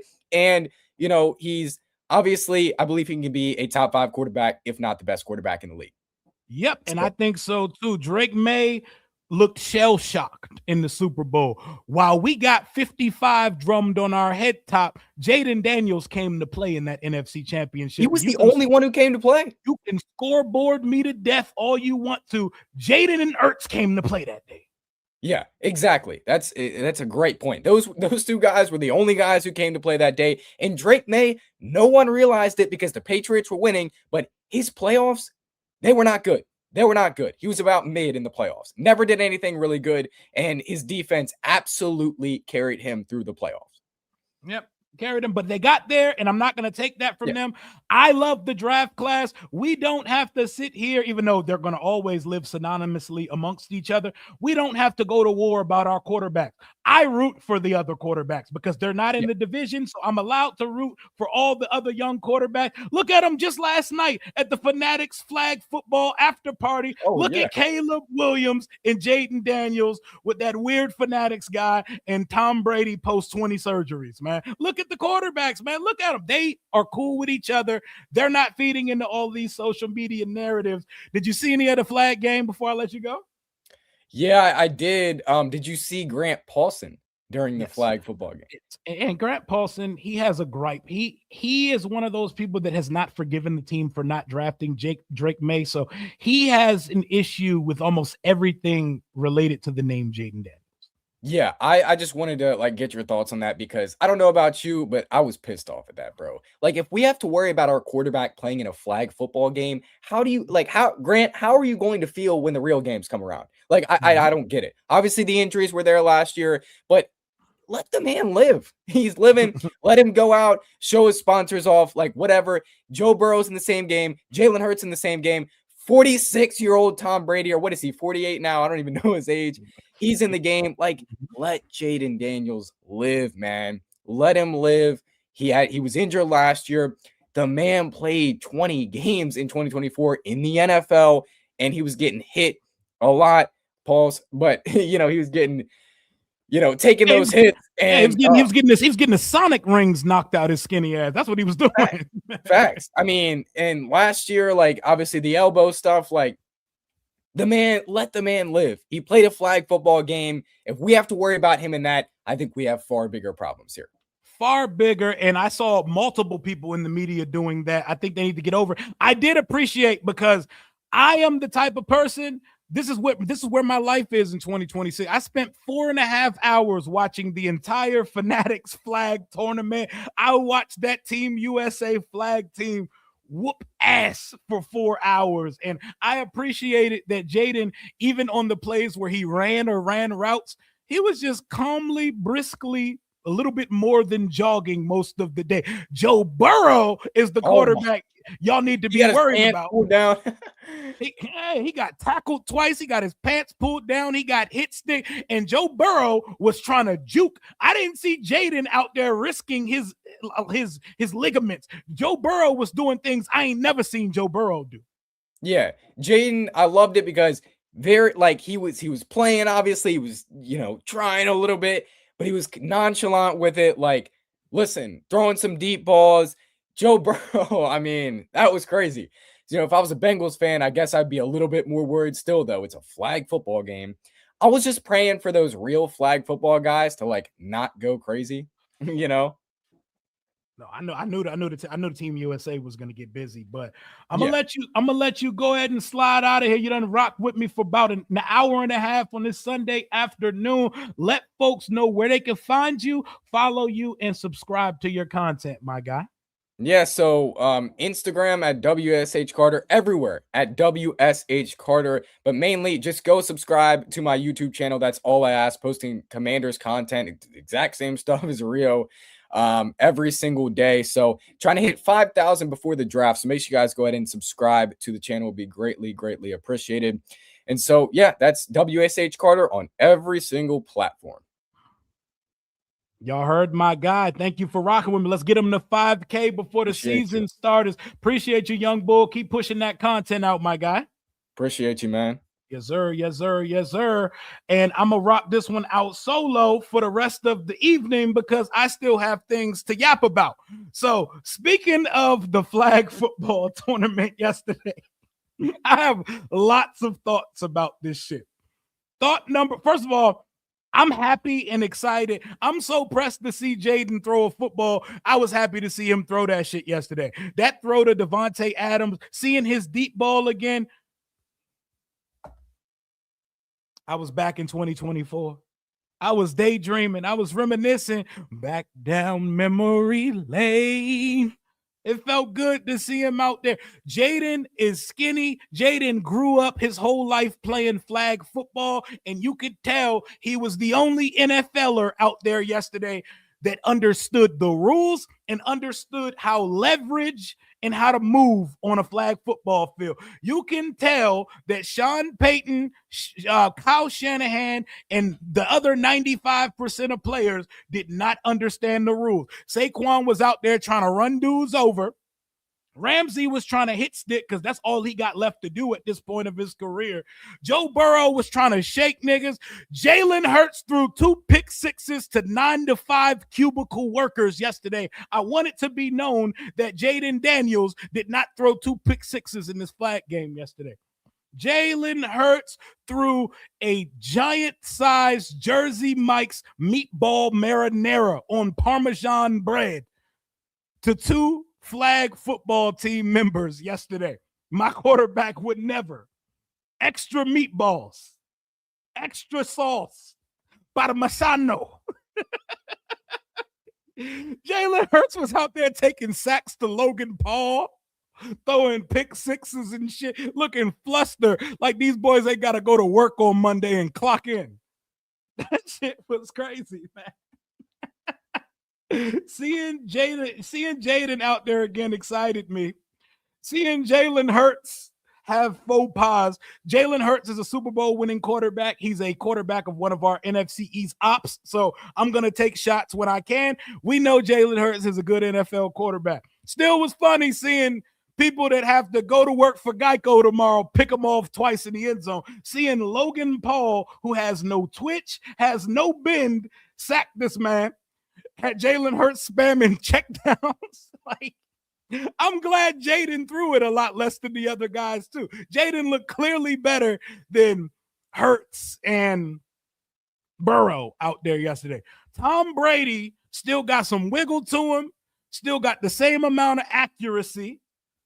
I watched Gronkowski go out there. Gronk went out there and caught a pass that his current body could not translate. And his hamstring tendernismed right off the bone. That boy was out for the year on his first big play of the game. First drive, first score, corner pylon. He ain't dragged his foot in about a decade. That boy was not ready for that. Right off the bone. Hamstring, screaming, howling. That shit. But the main idea from yesterday was the main thing I took away from yesterday is flag football is a drastically different sport than American football, and them boys was getting busy. I just witnessed the fucking 90s Bulls of flag football. These are dudes who've won world championships together. That Felton Brown nigga, I called him CD Sheep because he looked like CD Lamb. I was like, they got CD Sheep on Team USA. The way he plays, I watched that man slide to home. I watched him slide to home. I watched him. He moved like he got no ligaments. He moves like he has no ligaments in his knees. This shit is crazy. Like, look at this dude, bro. They don't do this in football. They don't do this in the NFL. They don't do this in the NFL. He would get his shit rocked trying to limbo in the NFL. Look at in flag, this is how these boys get down. The way that they play low center of gravity, leverage, limbo, twister, right hand on blue. Them boys get busy. Their quarterback, I'd already seen Felton Brown and Hoosh do sets highlight reels before, but watching them live in the first of all, Hoosh was talking to the NFL players like he Mahomes, bro. He was talking he was out there. We're scoring on every possession. They scored on all but one possession yesterday. We're scoring every time we get it. These boys don't know the rules. They can't keep up with us. They was talking crazy, yo. That shit was funny, bro. They was pop lock dropping it, all that shit. First of all, NFL players can't do these movements. This dude is moving like he has no ligament. Like, remember in Harry Potter, if you're a dork like me, when Harry broke his arm and he ain't having, they did the spell on his arm and he ain't had no bones left and it was just hanging there wobbly. This nigga moved like he don't got bones or ligaments, bro, because nobody in the NFL where they make real money is doing this. He hit him with the oopty-whoopty, slide through. He did a lunge and got back up at full speed. These are movements I've never seen before. This shit is crazy, yo. This shit is crazy. Who would I rather have, Odell or Tyreek Hill? I don't know if Tyreek Hill is playing football this year, but it's Tyreek Hill every day of the week and twice on Sunday. I watched the full flag shit yesterday. You might have seen Odell one-hand catch. You might have seen him catch a slant touchdown from Jaden. I watched him get his shit clamped by these Team USA niggas for a majority of the evening yesterday. He doesn't have separation speed anymore. He can still play. There's a reason why he hasn't touched the team since 2024. Odell is rinsed, washed, and tumbled. He's just a great name. He's one of my favorite receivers ever. He needs to continue on the couch. But I mean, if the guys that we've employed before can get work, Odell could potentially get work. But I imagine he's made enough money in his career that he's good. But he did say $100 million isn't enough to keep his family going or some crazy shit like that a few months ago. So maybe he didn't take care of his money like he was supposed to. But this shit was funny, bro. This shit was, I watched all 4 hours, bro. I watched all 4 hours of that shit. Oh, always, man, because I do this content that I do on this channel because I always had a lot to say in real life on social media.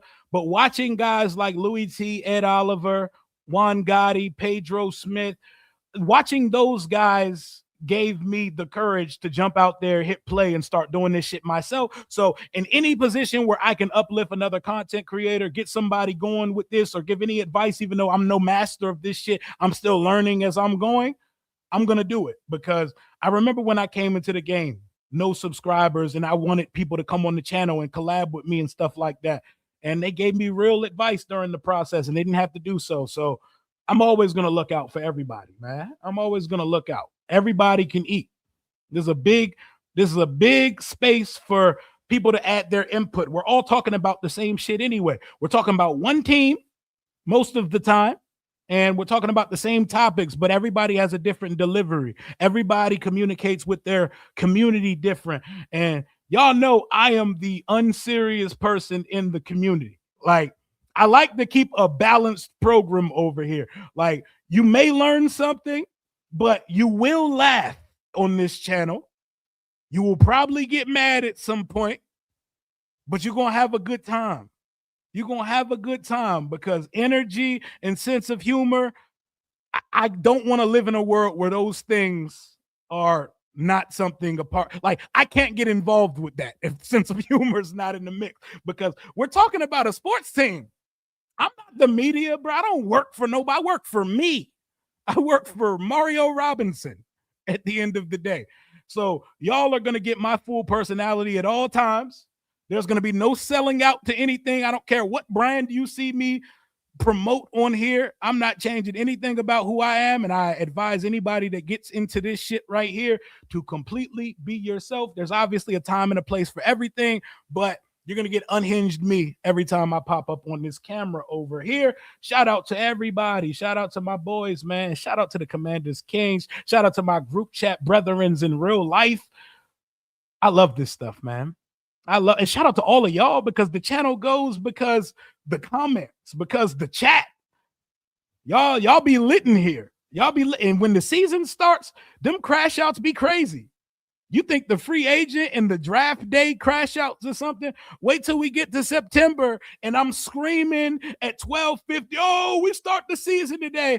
And we come out on some bullshit and the defense gets walked on and the offense 3 and out, and we get on some bullshit and we're right back to square one. We all start talking crazy all over again, man. Listen, they're at the same event. I don't know if they hanging out, my guy.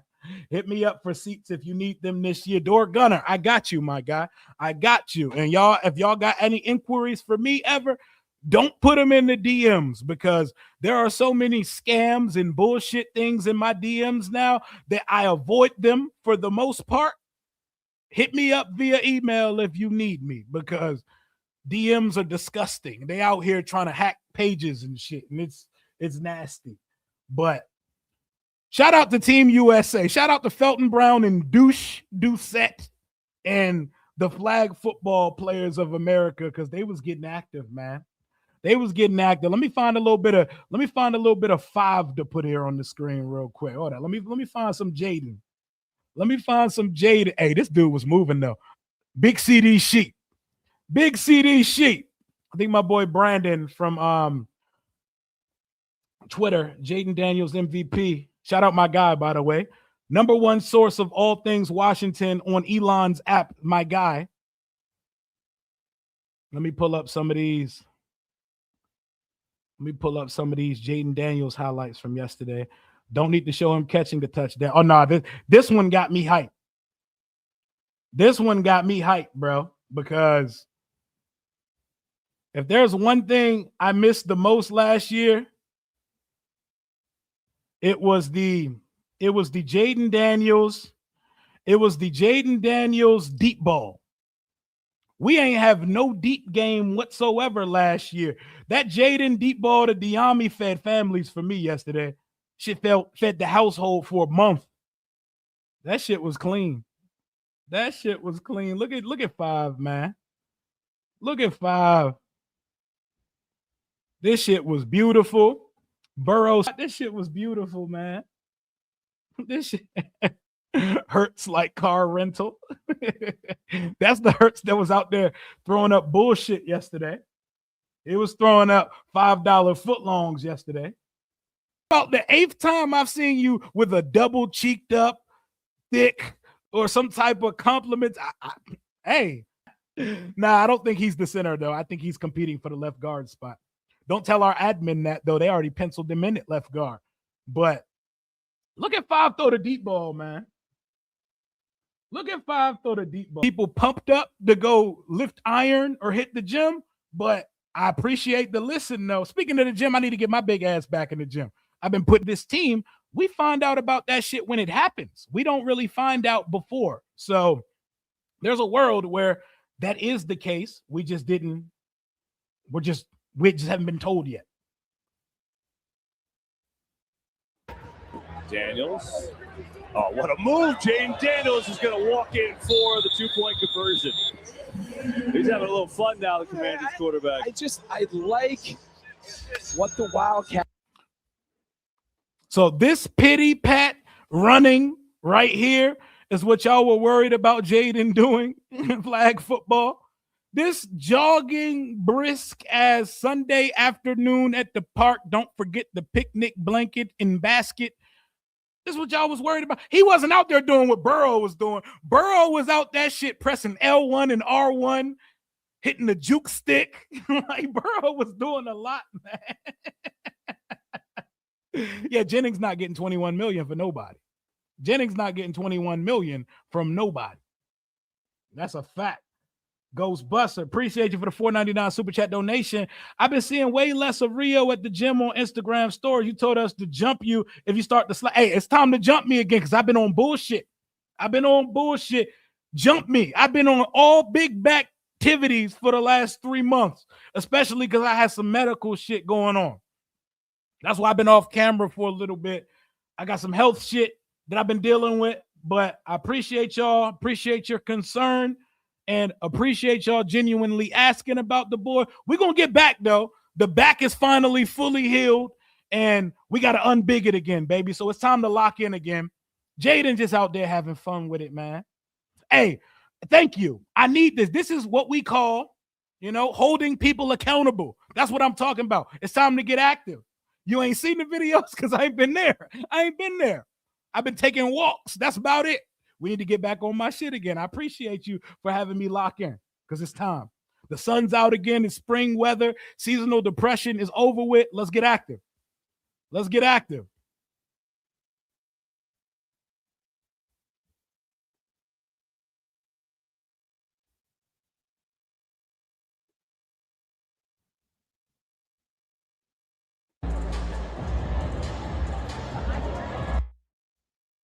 And here's the clip that got fans asking me, should we sign Odell Beckham? Listen, Jaden threw a dot with 2 defenders there for Odell to stretch out and get it.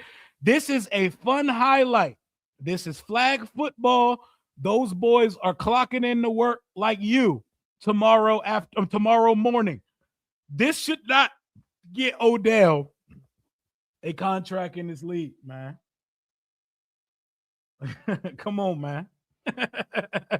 Check your DMs because I bet Lermy Tunzel invited you down to Ashburn to get that. Hey, shout out to LT and them, man. We back out here. Y'all do the same. Bald-headed and beardless Rio would be a sign. Dog, that would be disgusting. You ever seen when 50 Cent lost all that weight for that movie because he was playing a cancer patient? It would look like that. I be looking nuts, bro. Gonna have me out here looking like Linnell Willing. Gonna have me looking like Linnell in these streets, except with no hair. Oh, this bitch looking like Linnell. Damn, they got an extra 100K. Hey, shout out Team USA. Shout out Team USA, man. Hey, Laramie Tunsil got the biggest back, but in a good way. He don't got the Rio big back. He got the Blastoise big back. He got the Maryland Terrapins big back. Big Peach, Rio, alopecia Rio. I appreciate y'all, Ghostbuster, man. I appreciate every single one of y'all. I'm not doing shit tonight, as you can tell. So we definitely got some time. We kicking it. We kicking it. Ain't been no news. It's been a dry week because we've done all the heavy lifting signing. Now we're just awaiting the damn Aiyuk information, the draft, and we're just chilling. We're just talking about whatever at this point. We're just talking about whatever at this point. March Madness is going on. Who y'all got winning March Madness? I picked Duke to win it because this is the year that everybody's picking Duke not to win it, and they're dealing with some injuries. Like even Louis, who's a Duke fan, told me not to pick Duke. I said, no, I'm going to pick them this year. I'm going to pick them this year because they don't have the expectation to win it. They don't have the expectation to win it. I think I picked Duke over Arizona or Purdue to win it all. But I know my bracket has already been vamoosed by March Madness doing its thing anyway. Like, what the fuck is a High Point University? They got a white boy wearing an edge rusher number with the fastest releasing shot I've ever seen in the history of shooting. Y'all see that boy Chase Johnston on High Point? I didn't even know what High Point University was. I didn't know how pristine that university looks. And I've never heard of Chase Johnston in my life. That boy that boy's been going crazy, yo. Man. Good times. Shout out to High Point University and smash that like button. We still got just about 600 in the building. We've been live for an hour and 47 minutes. We're yapping. We talked a little bit of Jeremiyah Love, #1 on Washington's big board. Not a story, not news. He's probably #1 on 90% of the league's big boards. Rigo's Rag proposed the idea of Washington trading for all-world safety Budda Baker, free safety. I mean, Minka Fitzpatrick went for a 7th this offseason, and he's around the same age as Budda Baker. So you never know. Could be a handshake-ass, pick-swap-ass deal. And we can absorb his contract because we got money to blow. AP done cooked them books so fire that we've re-signed and signed about 22 players, and we still got 50 million to go. So High Point is a made-up university. That's the same thing I said when I looked at my bracket, and I was like, you got to pick some upsets on day one of the tournament, so I'm not going to overlook them. Then I said, no, High Point is about as real as Chris Moore. I looked right past them, and you know what High Point did? They came out cooking. Chase Johnson just shooting like a Tommy gun all over the floor. He was shooting shit that I don't even see NBA players shooting the game. Like, I don't even think Steph was pulling some of them shits in the game. Shit was fun, man. Shit was fun, but I love March Madness. You start to see people that's going to be selling stocks and running hedge funds. You see them have the time of their life because this is the last time they're going to chase that high ever again in their life. So many fun stories in March Madness. I hate Duke, but I think Duke wins it all. We shall see, though. We shall see. Shout out to my guy, Brandon, once again, man. So here are the important pro days. So this is important. This is good to talk about. Shout out to my guy, Garrett, over at Full Command. So these are the pro days to be paying attention to. These are the pro days that we need to have penciled in caring about for the upcoming week. Mansour Delane's pro day is tomorrow. I want to see him. He didn't do anything at the combine. I just want to see the fluidity of the movement without pads on. We know what he can do. Former Hokie. Shout out to Virginia Tech. If I had a college team, they would be in close consideration, especially with James Franklin there now. May have to hop on that bandwagon. Just kidding. I will never have a college football team. The NFL stresses me enough. I do not need to be stressed on Saturday. I just want to watch players and vibe. But Ruben Bain, I want to see him move around and stuff too, even though we know what he do. And testing was never going to be something that mattered for him. We got the Auburn one coming up. Big Keldrick Falk. Surprise pick at 7. Don't jump me, y'all. Notre Dame, Jeremiyah Love, there's not really, what Jeremiyah Love should do at his pro day? He should not do one running back drill. He should not do one agility or running back drill. He should go out there and line up at receiver. If I'm Jeremiyah Love and I want to go as high as possible, he should pull a Christian McCaffrey and go out and run a wide receiver pro day just to show niggas, I do this, bro. Hey, Washington, if you draft me, I'm your number 2 receiver day 1 and your best back. Look at this right here. Watch this. Watch this. Watch this. He's that good. He's that good. He's a fluid hands catcher, and he can run routes. And his 4.36, it looked 4.36 on the field. The Arkansas running back who went crazy and started crying after his combine performance, shout out to him. He killed it at the combine. He don't look that fast on tape. He don't look that fast on tape. Matthew Golden, 4.2. He don't play 4.2. Antonio Gibson, shout out Gibby. He don't play 4.3. And I know he packed on some pounds to play running back, but he don't play the speed that he ran. Everything about Jeremiyah Love that you saw at the combine, that shit handshakes the tape. It's the same thing. Translate. It looks good. It looks good, man. Go out and run routes and show them I'm as good a receiver as I am a running back. I'm Bijan. I'm McCaffrey. I'm the ultimate fantasy weapon for a team, and me and Jaden Daniels would wreck the league together. But he won't be there at 7. But it's a fun conversation to have. It's a fun conversation to have nonetheless. And on this channel, we're going to have all the conversations. We're going to have all the conversations on this channel right here, because even if I don't like it, it's got to be a conversation that we have. The Ohio State, this is the one you want to put highlight color circle. The Ohio State Pro Day is Wednesday.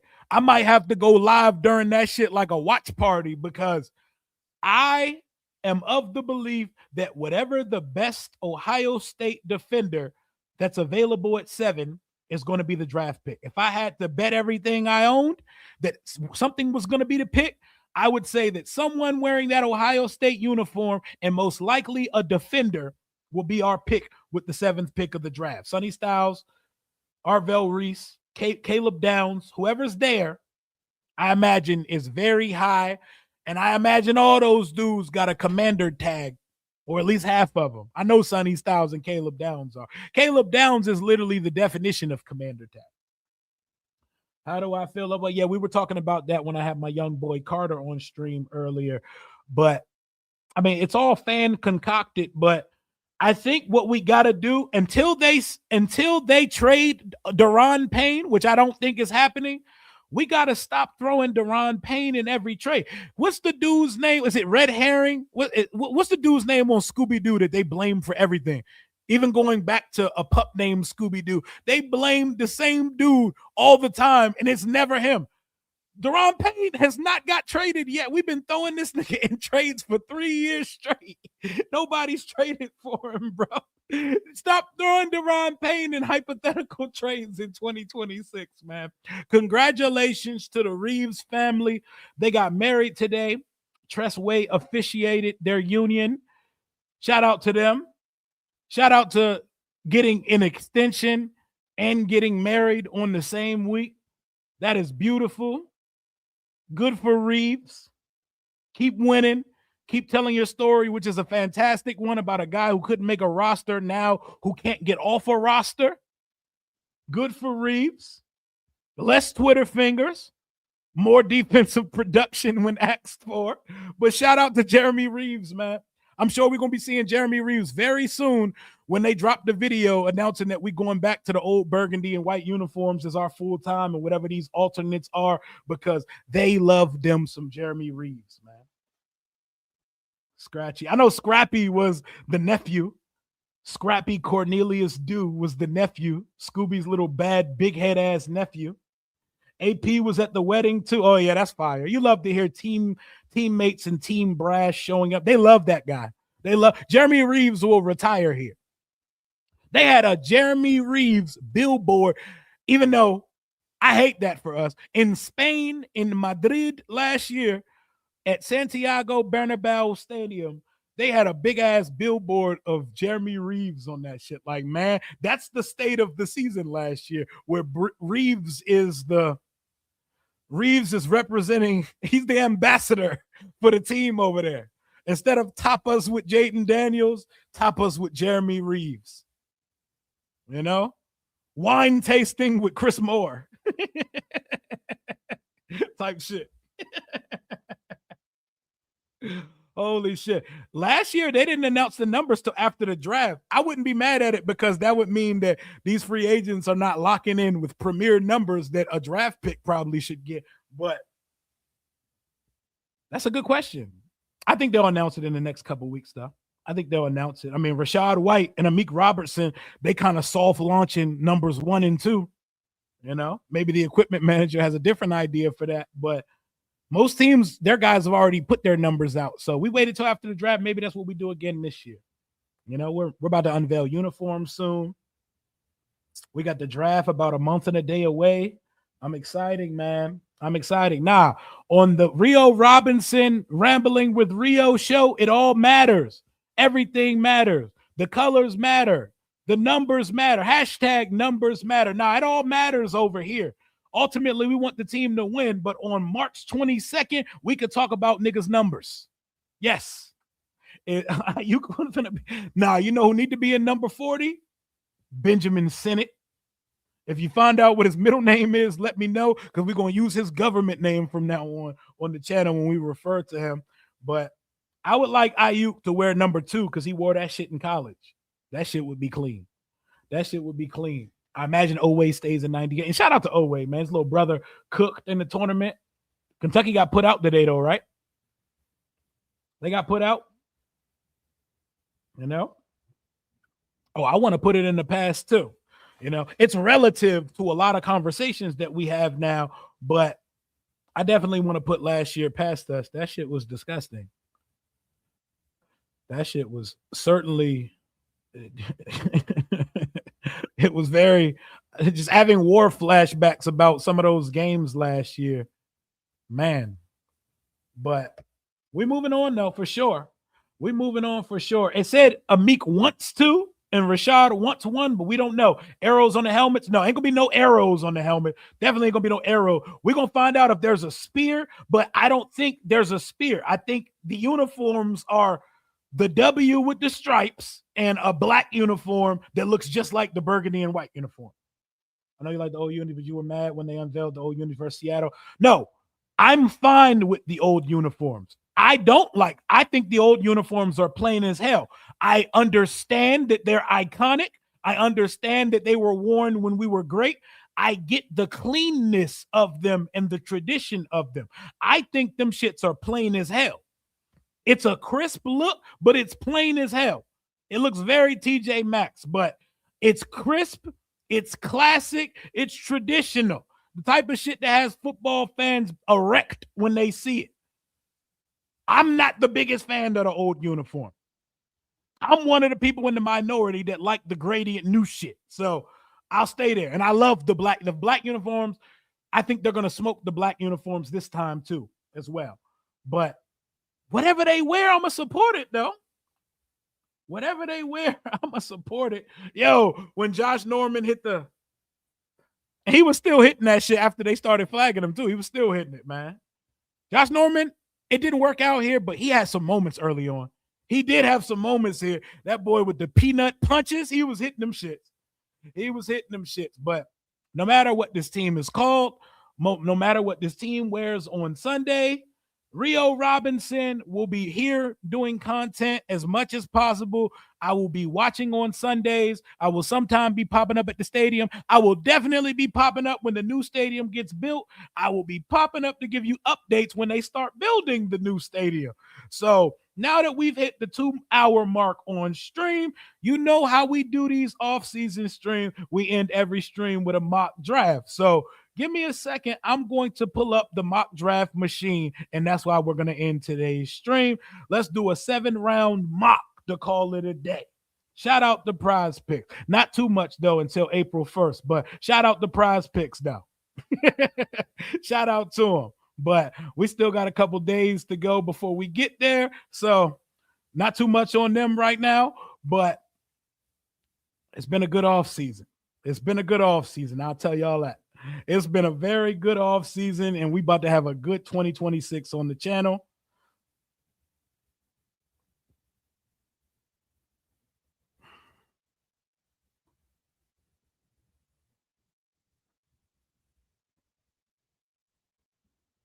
Let me pull this up right quick. Y'all know how we get down. It's mock draft season. Let's go. Let's go. What we doing here? We doing what we would do. We doing what the team would do. What time are the pro days? Oh, I'm going to have that when I get live tomorrow. I know I'm live 10 in the morning tomorrow with Grant Cohn of the 49ers media, but I'll probably be live around noon or so. I'll probably have updated time for all those things. Am I going to see the Defenders this year? I'll probably pop out for like their last home game. I might go to the opener because Wale's there, but probably not. I'll probably pop out for the playoffs or something. Let's get it. Mock draft, baby. Let's go. Let's do what we would do. Fuck what Adam Peters would do. We already said what he would do today. Let's do what we would do. Mock draft. Let's put it on consensus and see what the consensus board is looking like. See what they talking about.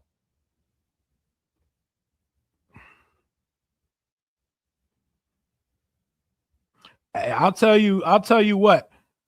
The PFN mock draft simulator, they will not let Bane get past 2. What do they know? What do they know that we don't know? Yes, that's the guy that Kinlaw, and I'm going to ask him about that shit tomorrow too.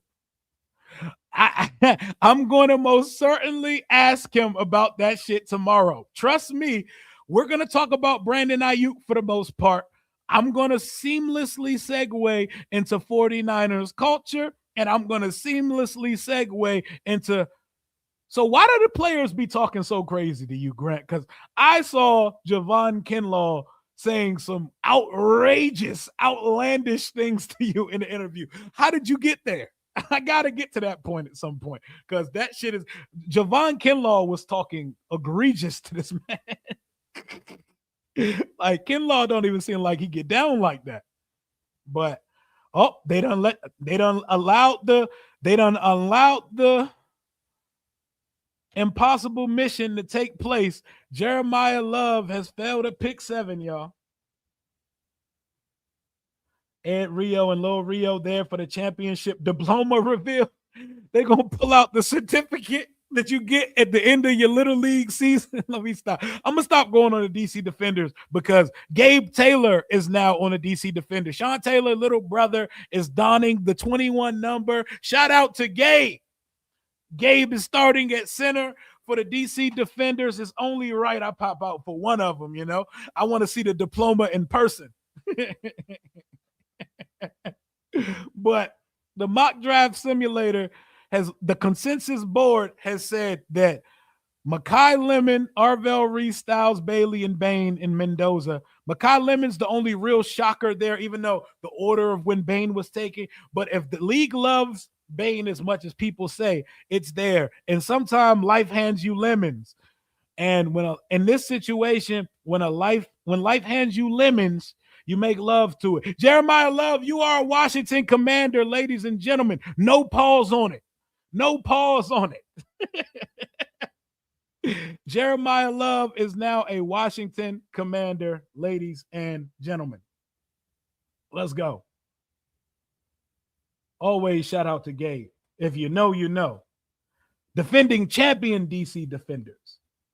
Makai Lemon is indeed going to be a demon. Love is definitely the pick at that point. Love, White, and then Bill. Hey, that's a backfield. And don't forget our quarterback can run for 600-700 in his sleep. So that's a cute little trade offer you have. It's too bad I'm going to. Oh, and AJ Halsey. the free safety from LSU on the board at pick 50. I don't know who's catching passes from Jaden, but I took a running back that could catch passes in the first round. I know Sam Heck, that center, is looking real good there. And I know Elijah Surratt, my Stafford boy, is calling my name, but that LSU safety is calling even louder.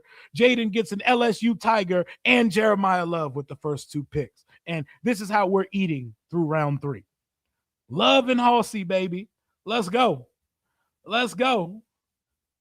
Oscar Delp don't got no reason to be on the board right now. We've went running back. We've went safety. We on some best play. See, now this is where Lewis Moore should be on draft board, where they got him here on consensus. Lewis Moore making it to the 7th round every day. I don't agree with it. I don't agree with it. But somebody got to catch passes from 5. I'm tempted to put Oscar Delp in the tight end room and tell Ben Sinnott, wear 40's number. You're now a fullback / H-back. You're not counting as a tight end anymore because Oscar Delp may be value I cannot give up here. But Josh Cameron from Baylor, Tyron Montgomery, Eric Rivers from Georgia Tech, 4-3 guy. We've met with him multiple times. See, I'm of the belief where I like some of these receivers. I might just take the Ole Miss dude because 9.9, 6'2", 207. Y'all told me we need some size. Well, we got size and speed in one package. Boom. We got another one. Whole bunch of demons coming home with the team right now. 6 foot 215 safety. Y'all think Caleb Downs is too small? Well, guess what? And damn, Eric Rivers still on the board too. Should go receiver back to back. But at this point, we could do whatever we like. You know what? This is the range where I like to take a center. Remember when Jay Gruden hit on old Chase Rouillet? Let's get a relative athletic score demon out of Kentucky. 9.9 RAS. Hey, Yeager Burton, you have a phenomenal name. You have one of the best names on the team up there with Tress Way. He's probably a character too. I don't know much about him because I'm not digging too deep on the background biographies of centers. We didn't add a corner, and that corner room kind of naked. So let's see what's out there. Okay. Damani Jackson from Alabama is calling my name right now. I like the Iowa corner, and I like Iowa players because Iowa's a college football team that just produces pro NFL players. They might not be the greatest NFL players, but they don't really produce bust out of Iowa. It's usually just good football players. Damani Jackson out of Alabama. Trust the talent pool of the Crimson Tide. And you know we like to – now, I'm not going to throw Lorenzo Styles on the end of this one. Should I get that kicker, that black kicker that runs a 4.5? I feel like that's irresponsible to be a kicker with that type of athleticism. Wow, it does make my mind wonder what an offensive guru would do with the kicker that runs a 4.5. But, brother, you can't run a route? You can't wrap up and drive? Why are you kicking? Why are you kicking, bro? Why are you kicking? Doing a little bit of everything today. A little bit of everything, bro. Yeah, I remember the black punter, the one from Oakland. Like, when you start punting, bro, you was in the neighborhood back in the day just punting in it. You just wasn't running routes. Draft the kicker in round 7. Hey, instead of taking Styles in round 7, I know not a single fucking thing about any of these kickers. This nigga sound like he could kick. Dominic Zavada. Let's go. You're the last pick. You are Mr. Irrelevant for our class. So to end stream, this is how we made out. And I think we made out like bandits. Jeremiah Love, the do-everything running back, probably the wide receiver too on the Washington Commanders. AJ Halsey, the 6 foot, 215-pound free safety from LSU. Dejon Stribling. I think Halsey's more of a strong safety, but we're going to call him a free safety. Dejon Stribling, 6'2", 200-pound, big body, speedster, Jaeger Burton, high relative athletic score center with a great name out of Kentucky, Damani Jackson out of Alabama, and Dominic Zavada. That is how we got some good names on the roster, man. We got some cool names, you know? I mean, it's 7th round picks. I'm not too impressed with most of the names in the 7th round. At that point, you're just seeing if someone can stick around and make rosters. You're just seeing if this person is good enough to make plays in August and be a potential 53 candidate or a ride the practice squad and hopefully not get signed player. But if you stash a guy on the practice squad and they get stolen, you did well. You did well. But Sonny Styles' brother's not like that. He's all projection and athletic profile and genetics. He's not that good. But he played a lot of football, played for Ohio State. You know what the gene pool talking about? He runs a 4.2. They have him slotted as a safety, but I think he's a corner. 7th round, you're picking it hay at that point. You're just trying to see what can stick around. Last year, our 7th rounder turned out to be our starting running back. Every year, you're not so lucky. You're not so fortunate. But, yep, 5-star safety, and Caleb Downs comes to the program. All right, bet. I'm going to move to Mike immediately. 100 tackles, All-American linebacker. That's a demon. Sonny Styles on the board. If they sprint that card in, I would be happy for it. Free up the number 6 for him. I believe it's still available. He wore 6 before he changed to 0. So I'm all about Sonny Styles at pick 7. I'm here for it. I love it.